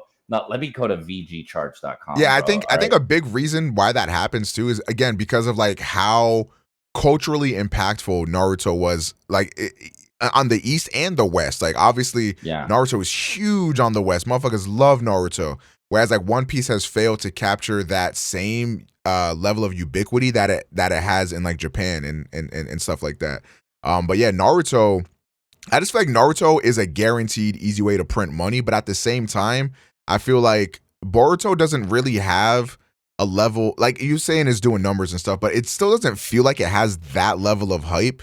Whereas no, it definitely doesn't. I feel like I've been seeing a lot more people hop on One Piece's dick recently, and I've been seeing a lot like apparently One Piece is like really fucking good right now. So that's what makes me think that like not good enough to be voted best anime. Hey, Tech Watch, yes sir. Naruto, we up. Yeah.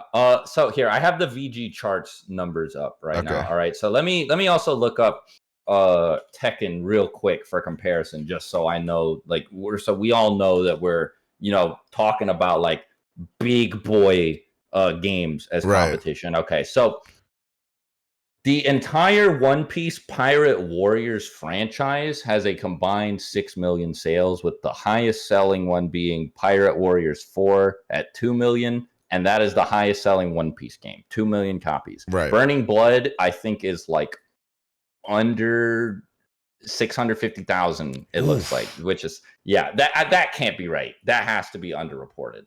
I don't know, but it sold poorly enough that like the total shipped is at NA and it's below 0.65 million. Okay, so Naruto Storm 4, okay, sold 8.7 million copies. Comparing that to like a big fighting game franchise, Tekken 7 sold 9 million copies. Damn. Yeah. Storm 4, I think, is competing with DBFZ. I think it has more copies sold. It's older, so that makes sense. Right. And I think it's also tied with or outsold Xenoverse 2.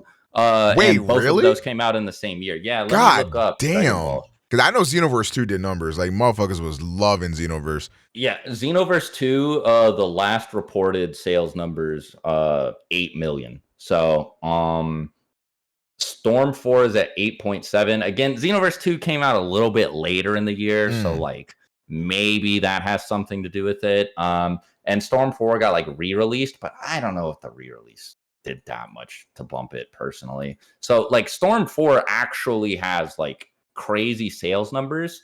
And the other thing is DBFZ is currently tied as the best-selling Dragon Ball game. Like it's tied with Xenoverse 2 despite coming out 2 years later. Right. So you look at Naruto Storm 4 sales, you combine that with the sales of a 2D anime fighting game, you got a recipe for printing money. Maybe 10 million copies shipped. I would never say that because if it didn't happen, people would clown me. But, you know, I'm just saying if it did happen, I would be surprised if it actually sold 10 million. But it's 10 at million least is 5 crazy. million. Yeah, I would say that's pretty conservative. Yeah, 5 million. Yeah. Whereas, you know, I mean, if they make a One Piece fighter, that's not getting touched. I'm not down. I'm not like buying it, bro. Like, it's just not gonna happen. Review copy. Yeah. That, yeah. I think that. I mean, like, I don't know. I just think that a lot. Like, I don't see a world where like One Piece Fighters comes out and people are even thinking that it outperforms Dragon Ball Fighters. Right. But Naruto, I mean, it's out there, but it's like a real possibility. With One Piece, it's just not. A lot of people have said, no, why stick to Naruto or just One Piece? Dude, Jump licensing nightmare. It is so hard to get the rights to all those characters for one game. Maybe that's where all the budget for Jump Force went to. I don't know. That has to explain why that game was so doo-doo, bro. Because, like, oh my God. Like, how do you fumble the bag that hard? It's just, man, Jump Force. What a shame. What a shame. Yeah. It would be crazy because what's insane to me as to why like anime games suck is like these licenses, these properties are worth millions, and we just saw that if you put a good product, you will get that money back. Look at Fighters, look at Xenoverse 2, look at Storm. These games are doing great numbers. Now imagine if you could make like a Marvel vs. Capcom 2 type game, but with all shonen characters. Oh my God. It would be like, okay, so what I have been saying, now this would probably be very hard because again of all the like the licensing stuff, but just imagine since Capcom's never working with Disney again because of what happened with Infinite, like Disney like said no X-Men, all this other crazy stuff. Like was really, really annoying. So they're probably not making Marvel 4, but like imagine if they were like, all right, they hit up Shonen Jump and they made Capcom versus Jump. Bro, that would be if I could play Phoenix Wright and Sasuke on the same team, you would never hear me complain. Wait, you might have just did something. Hold up. Like, bro, it would be so good. I would be happy forever. That would be like, the only game anybody ever needed forever. Yeah, like Mega Man versus Goku, bro. Stop it. Dante versus Goku, Dante versus Frieza. Like, imagine the dialogue too, because a lot of the dialogue in Marvel 3 is like awesome. You got like Deadpool talking to like what's the dude's name from Dead Rising? Frank West. Yeah, Frank West. You got like Deadpool talking to Frank West and like weird shit like that. Like, and just seeing all the like goofy combos and stuff, bro. It would be great. Capcom versus Jump would be awesome, but I don't think it's that realistic. My main game that I really need to happen is Naruto Fighters, though. And Yeah. since Naruto won Best Anime, I'm hoping we got a shot at it over One Piece. Like, please, bro. Please, bro. Like, I'll know I'm going to hell when I die if One Piece gets the fighting game and not Naruto. I'll know that I messed up somewhere and whoever's in charge is not happy with me because of it. I'll be like, all right, my bad. You know, I'll start preparing because that would be the worst. Like when I see the news, when I see One Piece Fighters announced or whatever, I'm just gonna put my phone down and go to sleep all day. I'm gonna be so sad. Nah, I'm making like 10 videos that day, all slandering One Piece. I'm gonna get death threats. I'm gonna get doxxed. I'm gonna have to go into witness protection. Like it's gonna be a whole fucking thing. And it's not that I hate One Piece. It's just I like Naruto more. I want the Naruto. No, I hate so One Piece. Fuck more. One Piece. Yeah. Trash ass anime. I get it, bro. The thing that made me drop One Piece wasn't even that like I could. It was just that like all my One Piece friends kept telling me, "Nah, bro, you're nowhere. Just wait till you get somewhere. Then it's gonna just keep going. Then it's gonna really get heat." And I was like, "Bro, I am 20 volumes in. Meruem's on the cover of Hunter x Hunter Volume 20 or like whatever, Volume 22, I think is what it was." Damn, that's crazy. Yeah, like the Sasuke retrieval arc is 20 volumes into Naruto, and then like 20 volumes into One Piece, you're just getting to Alabasta. That's like the beginning of the shit. That's like the first actual arc.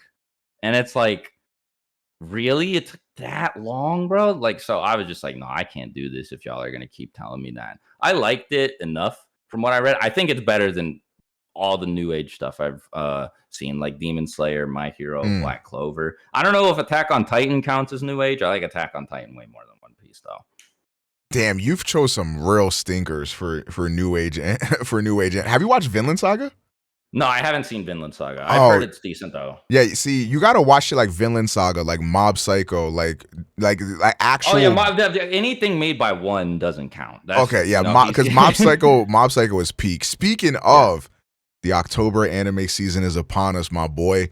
What are you looking forward to for October? Like, are you excited about the anime coming out? Like, what's good? So, Mob Psycho was something that I meant to finish because of how much I liked One Punch Man. I watched like the first 2 episodes and got really busy, but it's like I thought it was really compelling. I want to get back on it because I'm excited for like the new season and it's all hype and stuff.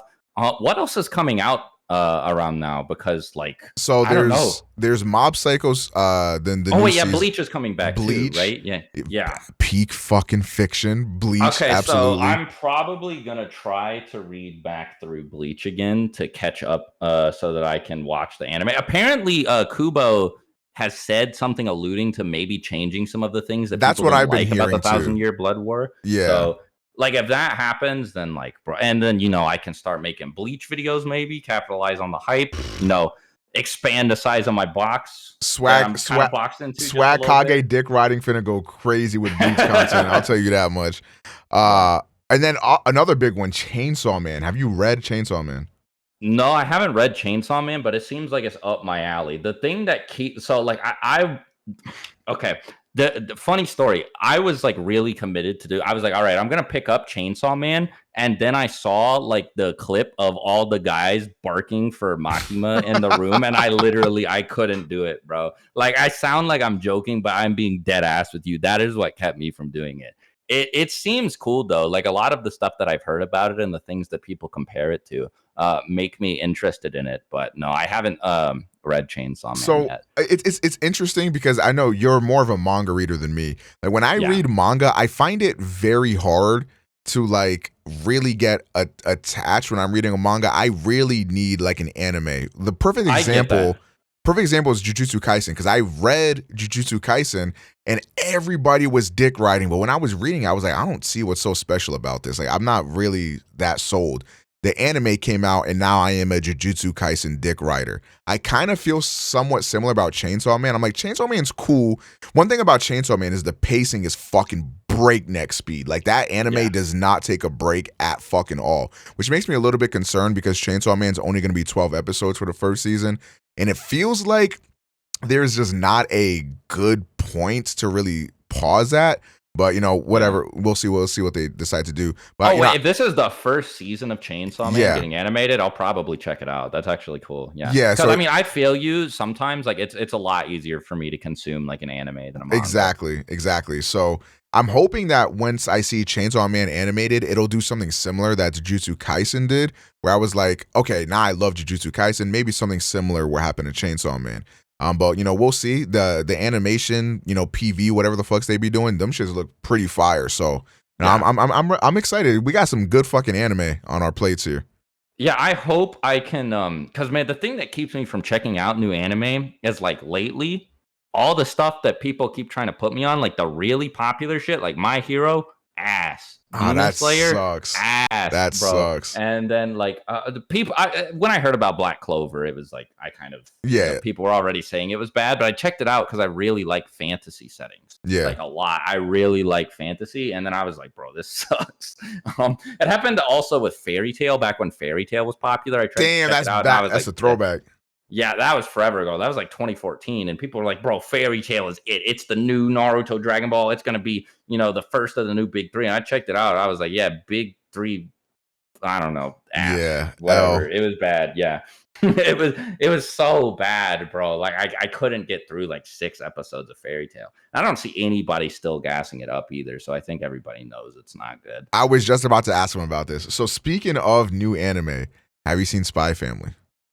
I read the first like 10 chapters or so of Spy Family when it was like when it just came out. Yeah. Because that was like I was going on like a podcast with Zenrato and like Neo to because they'd like do this weekly manga thing or whatever, and they had me on as a guest, and so I read Spy Family and I liked it, and then I was like, okay, I'm gonna pick it back up, and then I didn't. But no, bro, that debut chapter was awesome. Dude, Spy Family, like I obviously, I don't read manga. I was just, watching the anime. That is just a fun show to watch. Yeah. Like it's just enjoyable. Like there's no other way I can describe that show other than just enjoyable. It's just so fucking good. I love that. It's really cozy. Yeah. It's just like a lot of fun. I agree. I liked the chapters. I should get back on the anime. Yeah, I think you would really like it. Another anime my chat wants me to ask you about here. How do you feel about JoJo's Bizarre Adventure? Okay, so people are gonna cook me for this. This is basically people are just gonna be like, oh wow, Swag can't finish anything. So I have seen Phantom Blood 3 times because I've tried to pick up the show 3 times, and everyone tells me I'm insane for this. And I've heard so much about the series that I believe you because nobody but me thinks this. I think Phantom Blood is awesome, and Battle Tendency always loses me, bro. Like everybody says, no, Phantom Blood sucks. Battle Tendency No. What is fucking crazy? I don't agree that part 2 is worse than part 1. I think part 1 is one of the better parts. I'm just gonna be honest. I think part 1 is actually like part 1 to me. Like there's something like kind of like I don't know how to describe it. But like I fuck with part 1. I think part 1 is really like where JoJo's honestly lost me is where the parts supposedly get good, and that's like part 4. I fucking hate part 4. So fucking boring. Part 5 was much better than part 4, but still didn't really captivate me that much. Part 3, I loved part 3, but pretty much the beginning and the end, and then the middle is just the most drawn out, overblown anime I've ever seen in my life. But I think part 1 and 2 are pretty good. I really like part 1. Yeah, like I don't know, man. It's been a while since the last time I tried to watch it, but like Dio's missing for like the first chunk of part 2, right? Mm-hmm. Yeah, okay, so that's the thing, right? Like Dio is just magnetic to me, bro. Like he is so fucking funny to watch in part 1, dude. Like he wakes up so early to hate. I love that. I love that. It's just, bro, it's so good, and the way it culminates, like the fight at the end is so goofy and stupid, but like I love it because like it doesn't feel like it's taking itself that seriously. Yeah. So, actually, like, I think I really like part 1. I don't think Dio was actually in part 2 because the main villains in part 2 are fucking what are they called? The something men. Oh my god, Pillar Men. The Pillar Men. Skip it. I might have to skip part 2 if bro. Dio's not in it, bro. I don't know. I like part 2. Dio is in part 3, but the problem with part 3 is that Dio kind of doesn't come in until like the end, because like part 3 is like kind of like a monster of the week type shit, because like this is Okay. where they introduce stands, so they're trying to get people acclimated with stands and like the kinds of things stands can do, and pretty much like stands can be pretty much fucking anything. Like Yeah. a person will So be I've like, heard. yeah, like a person will be like, Jotaro, it seems you've come into my house at this specific tile of the floor at 7:37 p.m. Eastern Standard Time on a Wednesday. Little did you know you just activated my stand. And it's like it's so specific. But Yeah, like so I've heard, bro. Like no, like I've seen like some of like the actual like stand mechanics yeah. before, like shown to me, and I was like, I thought it was a joke, and they were like, no, this is actually like how it works in the show. I'm like, bro, what? Yeah, So yeah, there's one episode of JoJo's Part 3. I might get this a little wrong, so I might piss off the JoJo's fans, but I'm pretty sure they're like on a boat, and the boat is the stand, and the stand user is like a gorilla. And like, and that's crazy. There's another episode where like the stand that they're fighting is like a rat that's sniping them. And it's like, what the fuck is happening? yeah, bro. But like, it's kind of, it's like, I do like I think part 3 is entertaining. Like, I think that's why like, I like part 3 a lot more than most people. But like part 4 gets a little more slice of lifey, and like it kind of loses me a little bit. I think another reason why part 4 loses me is because people were hyping up the main villain of part 4 as like one of the best villains in anime, but I just didn't see that. So it kind of fell flat for me. I think I let people's like build a false expectation for me. So I think that's on me or whatever. Part 5 is much better. I do think part 5 is much better than part 4, but it's still kind of like I just think the first 3 parts were just better to me. Yeah, I mean, like again, people tell me I'm crazy for this, but I can't. Like battle tendency, just Dio was kind of like my anchor into I do fuck JoJo's with at Dio. first. He's so fucking funny, dude. Like that dude is Like hilarious. this just And proves that sometimes you don't need like an overly intricate character with like some deep meaning why he's doing shit. Like yeah, Dio just wakes up and is like, I choose evil. I choose to be an yeah. asshole. Like, and that's just entertaining to watch. Everybody likes Dio. Like nobody looks at Dio and says that's a bad villain, right? Right. Like zero people. So yeah, I agree And with you. He's like really simple.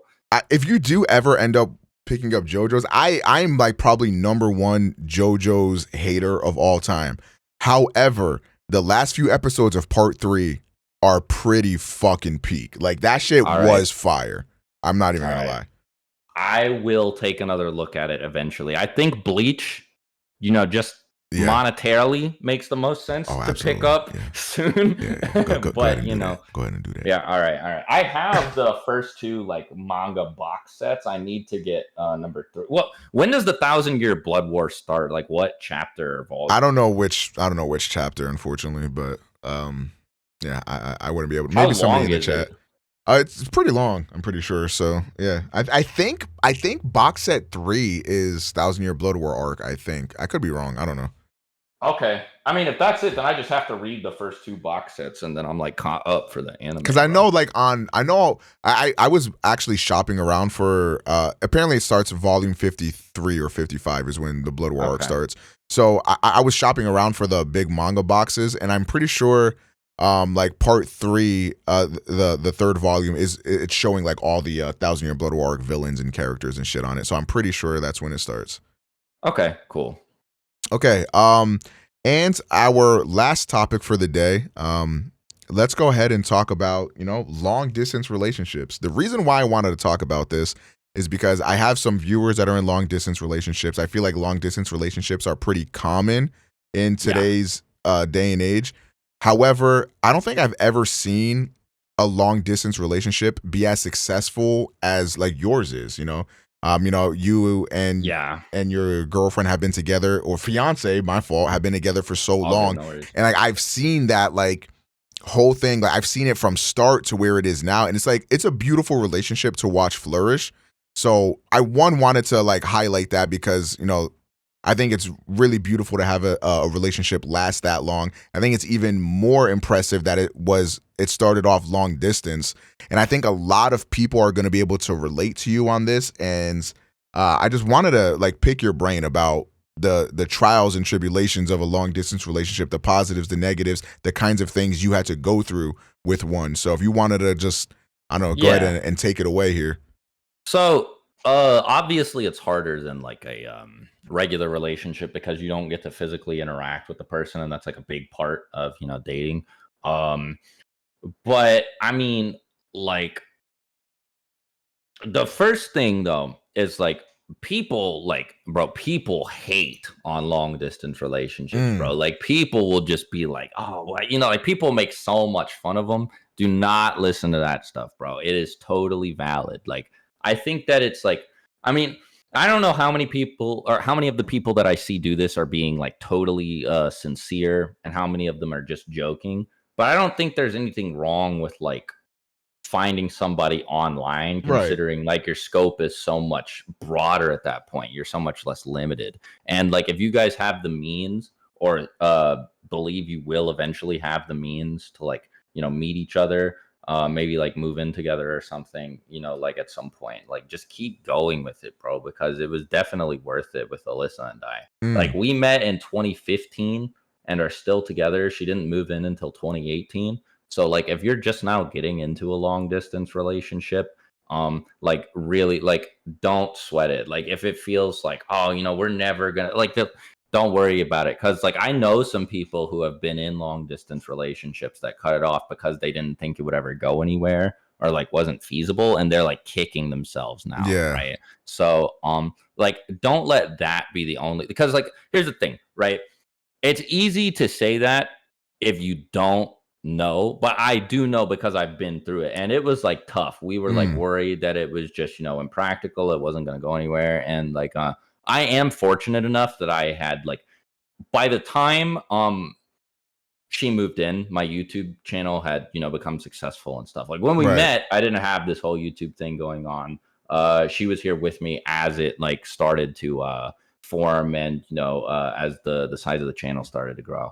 Um but like by the time that like we were really wanting to be able to interact with each other on a daily basis, like physically and stuff, I did have the means for Alyssa to move in with me, so I am in a more fortunate position than most people. But like legit, like if you like the person enough, just stick with it. Like don't break up with them just for the sake of convenience, right? Yeah. It's like if both of you think it can work out, like don't like it's not worth it, bro. I promise. Yeah, like you know what's crazy? I was in our Discord DMs, in our Discord logs, Yeah, the last time we spoke on Discord was in 2017. And in this message I'm asking you, when are you two finally gonna like meet up? You know what I mean? Because yeah, like that's how long it took. You know what I mean? yeah, But that just goes to show that like if two people are committed and like serious enough, like it can happen. So like for me, I've been in long distance relationships. I'm not in a long distance relationship now. My girlfriend lives like 40 minutes away, so it's no thing to like hop on a train and go see her or have her hop on a train and yeah, come see me. But I've been in relationships where they were states apart. I've lived in relationships where they were in an entirely different country. And that's like very hard, especially because at the time I was in those relationships, I wasn't a successful streamer, content creator, or whatever. So like not having that money to go like see them or meet them or let alone like live together, like that was something that was like so far off in the distance. Like it can kind of feel like futile in a sense. yeah, But exactly. I also think like, for example, when I met my girlfriend that I'm dating now, we met when the pandemic like started, so we could not go anywhere. So for like a year and a half of our like relationship or whatever, like we never saw each other. But in that time, like we bonded a lot. We spent a lot of time together. We learned a lot about each other. So when we finally met up, it really wasn't that awkward because we'd been talking every day for like over a year at that point. So it was kind of like it was easier to like ease into that. I also find like there is some sense of like uh there's some sense of like freedom in like having some distance, because I've also been in relationships where, you know, the person lived like 5-10 minutes away. And in that instance, like, it's kind of like expected that you guys spend every Yeah. moment together, all your free time is together. And especially, you know, a lot of, you know, the women I've dated were not very understanding of like content creation as a job. So when I would say, hey, I can't hang out, I got to stream or make a video, she'd be like, you know, oh, I you're, couldn't do that, bro. yeah, No, like, and oh, thank you're goodness Alyssa right. was like, yeah. Exactly. But oh, like what you're not hanging out with me to play games, or, you know, like that's kind of the normie thing. So like being able to find somebody that is more understanding of you and like your situation, especially as a content creator, is much easier online. And like having that bit of distance also makes it to where like thankfully Lena and I are the same, to where we both like our personal space. There's times where, you know, we want to be able to hang out with our friends like separately or like do whatever. And it's a lot easier to do that because we have that distance, that space between us. And it also makes it to where when we are finally together, like we really, you know, appreciate those moments and we spend those moments together a lot, you know. So I think there's upsides to a long distance relationship, but obviously like the downsides, like there's just times where like, you know, some days, and this is really sad, but there's some days where you're just down, you're sad, you're depressed or whatever. Exactly. And the only thing you want is your girlfriend like right next to you. You just want to like hug her, hold her, kiss her, whatever. And a lot of times like that's not like easily accessible. And that shit, like that, it's like heartbreaking in a sense. Like, you know, all you want is that person to be by your side, and they can't be. That shit really does suck. Yeah. But yeah, like I wanted to like highlight that because I wanted to let people know that like it can work if you and your partner are willing Totally. to put in that work. Like, I mean, I always use you as like a model example when I talk about stuff like this, because I mean, you guys are living together, you guys are you know, engaged, like you guys did it like that. And I've seen that whole relationship like evolve over the years, and it's just like it's just a beautiful thing. Like, you know, I love love. Like, I love to see love win. You know, it's Nah, great. me too, bro. I also have a friend who's got a long distance relationship right now. He makes videos, and his girlfriend is from the UK. Mm, So they make an effort to go see each other, you know, as regularly as they can. And you know, I'm rooting for them, and they like really care about each other. And at first, he was like, I don't know if I can, you know, like the long distance thing is really messing with me. I don't know if this is yeah, gonna work. And I was just like, bro, no, come on, bro. You know what I mean? Like, and he's like, you know, I imagine he's really, really glad that he like stuck it out, because, you know, like, yeah, it's totally worth it. Like if you guys are committed enough to each other. And the thing is, the best piece of advice that I can give is if the other person is not bringing it up, then they're probably they probably like you enough that it is not worth like letting go of them. Like if it's something the other person raises as a concern, there's not as much as you that you can do about it. But if you're mm, worried about you two falling apart, and the reason you and so you bring it up, the thing is, like, you're the only person standing in the way of the relationship at right. that point. So like if they haven't brought it up yet, you two are good, you know, 100%. Maybe like ask them about it or something, like, hey, is the distance bothering you? And you know, like assuming they're honest, do anything that you can to like make up for any issues that you know, might come up. See if you can go see them or whatever, if that's within your means. But like, don't just cold turkey like cut it off or anything. I don't think that that's a good idea, and I've seen a lot of people regret doing that exactly. Yeah, like communication is definitely very important, especially in a Yeah. long distance relationship, but also like making your partner feel like very secure is also very Yeah. important, because like, you know, everybody's mind's going to wander. Like if you have all this distance, they're like, damn, Yeah. like or like, you know, you go to work or some shit, you know, you're like, damn, like is my partner like flirting with somebody at work right now? Yeah. Did they just meet somebody at their job, or, you know, whatever, like all that stuff. Like, so like making somebody feel secure is important. But also, like, another reason why, you know, long distance relationships, like, you know, I advocate for them is because it's very hard. And I think, like, this is something that I've realized, like, as I've gotten older. It's very hard to find people that, like, that first of all, that I can even tolerate to begin with. And then Yeah. secondly, to find somebody that I want around me all the time.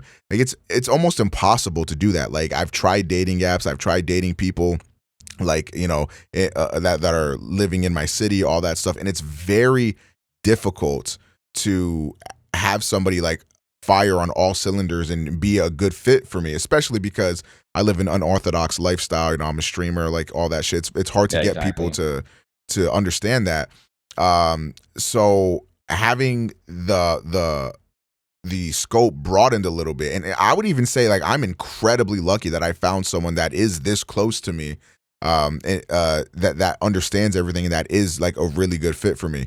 You know, a lot of it is, you know, it is luck, but also like, you know, relationships, they are going to be work. You know, you have to make sure your partner feels safe and secure. You have to make sure that you're communicating the things that are bothering you, and then also when they bring up things that are bothering them, like you have to listen to that shit. Like communication is very important. Yeah. No, I totally agree. Right. I mean, like, again, like you have the downsides, but like for a lot of people, it's just like totally not practical Mm, to meet somebody new. I mean, especially like you said, for like you and me, where like a lot of like our job is at home, right. and like you don't have like like like a lot of the stories you'll hear are like, oh, I was at lunch off of work, and I met this person there, or I went to hang out with friends after work, or I stopped somewhere while I was in the city for work. Like a lot of the time, the story has to do with the person being near their job. Right. Hopefully, they don't meet the person at their job. Otherwise, you end up with like a slightly different try guys situation. Um, One where at least you're not cheating on anybody, but it's still a little weird because Right. it's a coworker. But like, and if you work from home, like like it's just so much more like limited, right? Like I don't know if I would have found anybody else. I'm also really thankful that I found Alyssa before I had like the YouTube thing, because like I would not know how, like I wouldn't know how to use this as like, oh, is this like a flex, or should I not tell people about Mm. this? Like should I try to keep this hidden? Because See, it's like that's some people are gonna think it's goofy as fuck, right? right. Like That's another thing, like, you know, because you could deal with like clout chasers and all that stuff. But one yeah, thing that I actually wanted to ask is like, so you have never shown your face, like nobody knows like what you look like or whatever. no. So one, how did that? How did you first reveal yourself to your now fiance? And two, like in a hypothetical situation, like if you were to meet somebody, like let's say you had never met your fiance or whatever, like how would you even handle that situation of like them not knowing what you look like? I feel like I would be so paranoid and I would just not Nah, trust bro. anyone. Yeah, I agree. Well, like that's the thing. Like if I met somebody online, I would be like really, really spooked about showing my face. But Yeah. there was a point in time where Alyssa and I were broken up for a little bit because of this like distance issue. Like there was just this whole thing where like her parents really, really, really wanted me to go meet them first. And I was like, bro, I'm like 19. I don't know. You guys should come down here. And like, we were just like, you know what? And so like, we broke up for a bit because like, we were just like, maybe this is just too much to handle.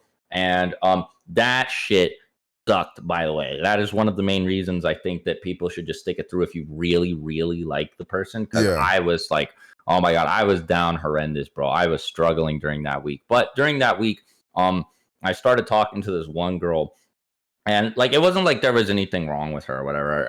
I just really, really missed Alyssa, and I ended up breaking up with her because I was like, yeah, no, it's not. Yeah, I just would feel really guilty because I Mm. still have feelings for this other person.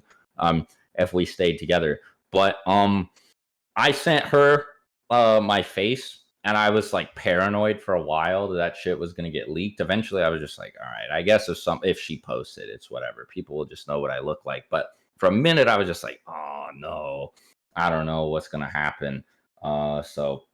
But I mean, it's like at this point, I'd probably be cool with it or whatever. It's like because like I went to DreamCon and people saw what I looked like with a mask on. Hmm. But it's not the same thing as like a full face Right, reveal, right, right. obviously. So um if I was meeting people in person though, it would just be like the complete opposite issue because I wouldn't even know how to introduce myself. Like they'd be like, "So what do you do for a job?" I'd be like that I Yeah. would just freeze. I'd just be like, "Oh, like Have the you heard of me the being hit son anime Naruto? like the me being silent would probably be like a sign of, oh, so you're like unemployed. I'd be like, Right. no, definitely not unemployed. But like the conversation would just get awkward, and I would like fumble. So like I don't know. I'm just really glad that I met Alyssa because I love her to death. That's how I feel that like I feel like lucky every day because Yeah, like if I hadn't met my girlfriend in the way that I did, I just don't know like what the fuck I would be doing. So yeah, I definitely yeah. can understand that. Um, next up, we have some questions from the audience. We can run Okay. through these. So this question comes from L Wolf. He asks, "How has content creation affected your mental health?" Um, it has been good and bad for it, I'll say. Mm, So bad in the sense that when I was really grinding, making like 3 videos a week at one point, I was just exhausted and like so stressed out, like constantly trying to make videos and stuff. And like now lately, because I upload like once a month, sometimes once every 2 months, I feel like really lazy and shitty about myself sometimes. But generally that stuff is like drowned out by all the positive feedback my right. videos get, having this big platform, being able to interact with people and stuff. I was kind of depressed because I was like, worried. I went through the slump of like, oh, nobody actually likes my videos, blah, blah, blah. And then I went to DreamCon and so many people were so nice and so positive and like, bro, Yo, swag, I that's love your sick. videos. Yeah, I mean, it was like crazy. I didn't, it's like, okay, it was like, to put this into perspective, nobody knew what I looked like when I went there. The Hmm. only way people found out what I looked like was from the 2 panels that I co-hosted, and I still had like 100 people like come up to me throughout the con, like just like, hey, can you sign this for me, or like, I love your videos. They have helped me through X, Y, and Z like personal issue. And I was just like, bro, like I couldn't handle it. It made Holy me so shit. happy. So That's like that, awesome, bro. God yeah, damn. that was one of the best weeks for my mental health in my entire life. Like it was so That's got helpful. to be And like so all of the validating to yeah, for that. Yeah, that's I sick. worry that my videos suck like all the time, but just knowing that there are like that many people that like, really enjoy them, that it makes them like genuinely happy is Yeah. so good for me. It makes me happy because the thing is, the whole reason I started YouTube was because I was inspired, like the same way other people have told me I Right. inspired them, by people like like you actually, by like, I don't know if you know who Omega 2040 is. He I made do. these like, okay, yeah, that was the goat back Yeah. in like That's 2007, like that's making, a throwback. yeah, Holy bro, shit. like the Budokai Tenkaichi 3 top 10 like ultimates and stuff guy. Like that was my guy. I was like, wow. Like, so, because like I would compare YouTube to TV. I would like, Mm. I'd be like, you cannot, like, I'm lucky to see an episode of Dragon Ball Z on Toonami. And like here we have this whole thing where this guy is counting down the top 10 best and worst ultimate attacks from a Dragon Ball Z video game. And he can just do that and people will watch it. So you Mm. can make videos about whatever you want without like a cable network or any of that. Like, I mean, I was a kid, so my thought process wasn't like that complex at the time, but I just knew that, like, I knew that there was like a barrier to entry with TV that didn't seem to be present with YouTube. And I was like, I think that I could actually do this. I really want to do this. And then, there were other people who would just like, make, I mean, like, early 2010s was like the let's play, video game Right, content right. creation craze, right? So that's what I first started doing, and then eventually, I pivoted into the Naruto content, or like the scripted, lore essay content on my main channel. And like, knowing that like people have because people have been like, you inspired me to start my own channel, and this and that, and people just be like, oh, your videos, like I said, they help me get through this personal issue, or they help me get through work every day. Like knowing that people have that same experience as I do with all of these other creators whose like content I consume, it's like, it's super meaningful because like I really like YouTube. It's probably my favorite like content platform. Hell yeah. I'm glad to hear. I'm glad that, that reinforcement like really helped you out. Yeah, So that's awesome it's to hear. so good. Another question that I have here comes from Ape Man, aka Scoobs. He says, "You're on a private plane traveling the entire globe. It's a direct flight. You're equipped with a single portable Blu-ray/DVD player, and you get to bring 3 box sets of whatever anime you wish. They must already exist. This flight time is estimated at 50 hours. Which 3 anime box sets are you choosing? It would have to be something then that I could get through in 50 hours. I would probably want it to be new, so I would probably take Yu Yu Hakusho, Mhm. because I haven't finished Yu Yu Hakusho yet. I watched the beginning of it, and I really liked it. I think it has a great pilot, but like it starts getting Monster of the Week-ish, and I was like, okay, I'm gonna take a break from it and come back, and I just didn't. I'm a little annoyed with myself, but I am gonna get back on Yu Yu Hakusho soon. That's like the next on my to-do list, Hell yeah. of things to watch. Good So I pick. would probably bring that. Let me think. Um, couldn't finish Bleach or One Piece in 50 hours, which like I really, really, really want to get on both of them just because they're like so huge. Right. But probably not. Uh Death Note probably just because it's really easy to watch and is a lot of fun. I love Death Note. Like Fuck the yeah, Death Note like haters, corny ass motherfuckers. they're so annoying, bro. Like Death Note is so like it's just so rewatchable. It's so compelling. Like yeah, it's just Like it's I enjoy it crazy. every Like time I watch it. I know every plot detail of Death Note front to back, but every time Mm, I rewatch it, I'm still on the edge of my seat. Like it's crazy how effective it yeah. is at doing that. That's how I feel about Death Note and Breaking Bad. I've rewatched both of True them shit. That is true so many shit. times. Yep. I'm just gonna pick Breaking Bad as my third anime. Just because of whatever, bro. Breaking Bad is so good. If you guys haven't watched Breaking Bad, by the way, I know some people have this like spite complex about it. Like, oh, so many people try to put me on it. Well, now I'm not. Now I'm not watching it. Y'all are annoying. But like, no, like you're just like it's just an L for you, bro. Like you're not actually spiting the Yeah. people the way you think you are. Breaking Bad is actually really good, and you are depriving yourself of one of the best pieces of TV You ever. know what was Like, funny? I got so sick and tired of everybody dick riding Breaking Bad, and I was yeah, like, I got so upset with with people just saying, "Oh, Breaking Bad's the best TV show," because I hate it. I'm a contrarian ass nigga. That's one thing you need to know about me. yeah. So when people just keep having the same opinion, it pisses me off. So one day on stream, I don't know if anybody in my stream will even remember this, but I remember it to this day. It was like maybe a couple years ago. I was like, Breaking Bad ain't even the best like TV show. And then people in my chat was like, what's better? And I was thinking, and I was like, fuck, nothing. Yeah. Yeah, nothing. Like Breaking Bad is the best TV show ever made. Nothing is better than it. I think the only things that are even in that conversation are like The Wire and The I was about to say The Sopranos. Wire. I was about to say The Yeah. Wire. The Wire is good. I hadn't watched The Wire at that point, but The Wire is fucking great. But Yeah. yeah, I Breaking think Bad I like is, Breaking Bad more, but yeah, that show is just different, man. Game of Thrones might have been It if it could was have. as good for the last 4 seasons as it was for the first 4 seasons. It Like could have. that's another thing, by the way, bro. Another thing that bothers me about like okay, so again, I'm gonna say I don't hate One Piece. I think it's fine. I do. But like One Piece fans act like it is the best at everything it does. And when One Piece fans say One Piece's world building is the best world building in fiction ever, I'm just like, okay, bro. Like, no, it's just not.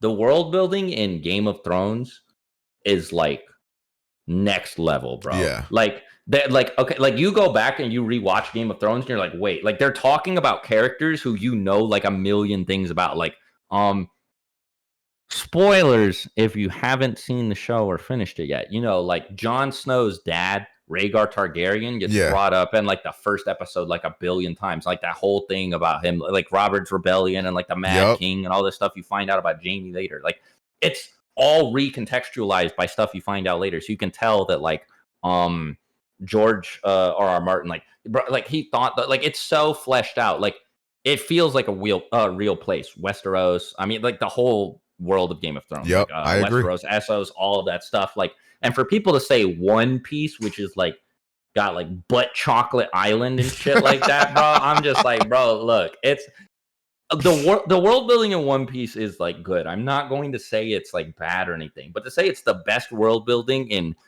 fiction, Like when Star Wars and Game of Thrones exist, come on, bro.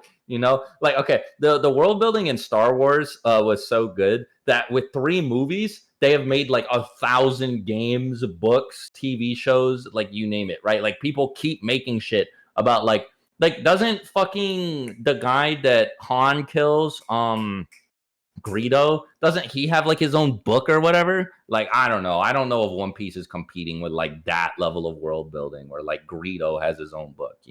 But One anyway, Piece. my bad. I got Nah, off you on a good. Nah, tangent. you are good. Go off. Fuck One Piece. Again, I ain't saying I exactly hate One Piece, but I don't exactly love One Piece. I Okay. think I would be able to handle One Piece a lot more if the fan base was not so like. Because so I sort of feel you on the like contrarian thing. Yeah. When everybody says the same, what gets on my nerves is when everybody parrots the same thing. It doesn't actually explain themselves, and you Because ask them that to why. me, like that to me proves that you got your opinion from the internet and you don't actually Yeah, believe what the fuck you're saying. like when I ask somebody why, and they get mad, I'm just like, okay, all right, so like exactly that's where I end up. Like it's so funny when you just ask somebody like why, because when it's like when somebody genuinely believes it and you get a good answer from them, it's like, oh, okay, cool, thank you. I feel enlightened now. But then like when you ask somebody who is like the type of person that you were just talking about why, a lot of the times they'll just get like mad, like, why are you hating, bro? It's like, Like another thing too, like I hear this shit all the time. People in my chat, every time I say like I don't like something because of a fan base or whatever, like people get on me because it's like, oh, why would you let that dictate? It's like, okay, first of all, you're not like a content creator. I have hundreds of people in my chat every day, hundreds of people tweeting me, hundreds of people in YouTube comment section constantly saying the same shit. Like I'm way more exposed to like those fan bases than you guys are. Like these niggas are constantly on my dick about shit. So yeah, if I don't like something because of a fan base, it's because I'm a content creator and I'm way yeah, more exposed to that shit than you guys are. Like I can't avoid fucking like Jojos fans because they're fucking everywhere. They're in my chat saying doing fucking like bending over backwards, hitting each other raw doggy from the back type shit, and I gotta see that. All day, every day, I gotta see One Piece niggas coming here, fucking eating glue and picking their boogers and putting them back in their mouth. Like I have to see that every day. yeah. It's well, and it's weird too because a lot of people will be like, oh, you hate One Piece because of the fan base. I've literally seen somebody in my replies say, you hate One Piece because of the fan base. That's not very fair. Like and then I clicked on his account. And I kid you not, the first tweet I saw was this guy fucking shitting on Hunter x Hunter and saying the fan base has like a superiority complex. That's crazy. I mean, they And like do, I but would that's crazy. a little bit, but it's also really, really Yeah, good. yeah. I mean, with his point, it's fucking dumb. Yeah. Well, like, especially, yeah, it's because it's like you can't say that and then go like, like say, yeah, but again, my bad rambling, but the specific like point that One Piece has incredible world building pisses me off, especially because so much of the manga is just text. Like so much. Yeah. I know I just praised Hunter x Hunter, but One Piece has a lot of like I mean, yeah, panels I'm of sure. text. I'm sure One Piece world building is very good, especially when compared to like other anime. But yeah, I mean, I can't really make a statement like because a lot of people will say, "Oh, you only hate One Piece because you haven't like gave it a chance." I've watched 80 episodes, almost 100 Yeah, episodes of that like show. bro, Like, come on. no, That is a chance. I've like if I'm sorry if 100 episodes isn't enough, I don't want to watch anymore. Like, Yeah. it is what it is. That's more than the whole length of Full Metal Alchemist. I could watch Full Metal Alchemist twice with the amount of time I put into dumbass fucking One Piece. uh, Speaking Okay, of, that show also has better world building. Full Metal Alchemist is simply the best work of fiction ever made, and I don't care what anybody says. I think that is a valid opinion. Okay, It's been I need to rewatch it. The first time I watched it was in like 2011 or something. So it's been forever, and I don't remember anything about it. But I want to watch it again. yeah, you absolutely should. It is my favorite anime ever. Now to wrap up this episode of the podcast, we will be nominating our Dick Rider of the Week. The dick Okay. rider of the week is somebody who has been riding my dick all week and has been great at being an OmegaPro supporter and just can't get enough of my cock. And the dick rider of the week will have to go to Spicy Scrimp. This man, it's like single-handedly got us to daily sub goals every day. This man has donated a lot. This man has been on my dick. So chat, can we please get a W dick rider in the chat room? Spicy Scrim, I appreciate you for taking every inch of my 2-inch penis. It must have been pretty easy. And finally, the Twitch clip of the week has to go to this clip. If you guys are unaware, Kanye wore a White Lives Matter shirt, and I got very many people asking me my opinions. How was I going to defend my boy Kanye? How would me, OmegaPro, known great friend of Kanye West, how do I feel about the fact that he wore a White Lives Matter shirt? Well, ladies and gentlemen, this is the clip that happened. Hey, yo, Omega, you trying to talk about your boy Ye? I don't know this nigga. I don't care. I don't care what Kanye does. I don't give a fuck. I like the nigga's music. I'm not this nigga's dad. I'm not his brother. I don't know him. I listen to 24 sometimes. Sue me, nigga. Just because Kanye West has done something doesn't mean I got an opinion on it. I don't care. I don't know him. I promise. I've never spoken to him. So, yes, I do not know Kanye West. I know this has come as a revelation to some of you guys. But now I think you guys can stop asking me about Kanye West. I don't care. I don't know him. Leave me the fuck alone, please. Bro, people talk about Kanye like he's like your fucking roommate or your bro. son or something, I don't know him. But anyways, that is episode 2 of the Cultcast W episode. If you guys have not checked out Swag Kage, make sure you check out Swag Kage. Best anime videos on YouTube. Would you agree? Appreciate it. Maybe.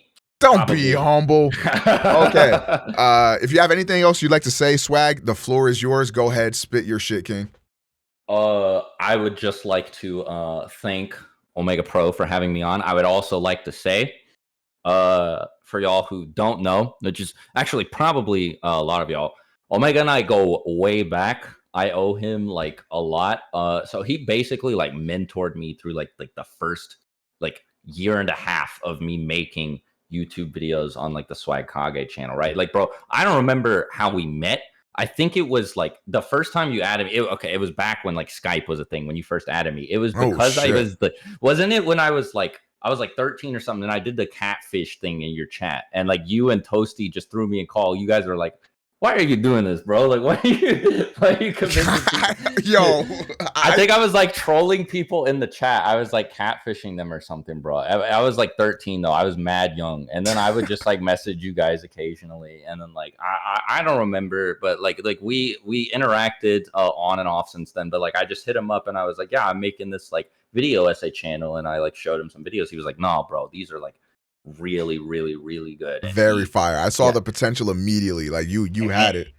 He did not have to keep helping me and answering all these questions that I sent his way, and he did. And I remember messaging him. I was like, I don't know if I can keep doing this. I feel like I'm wasting my time. I feel like, I'm putting too much time into this. And he was like, no, like legit, bro, you cannot stop. Like serious. And that was like 2 or 3 weeks before I dropped the Renegon video that blew my channel up. So Omega is the GOAT.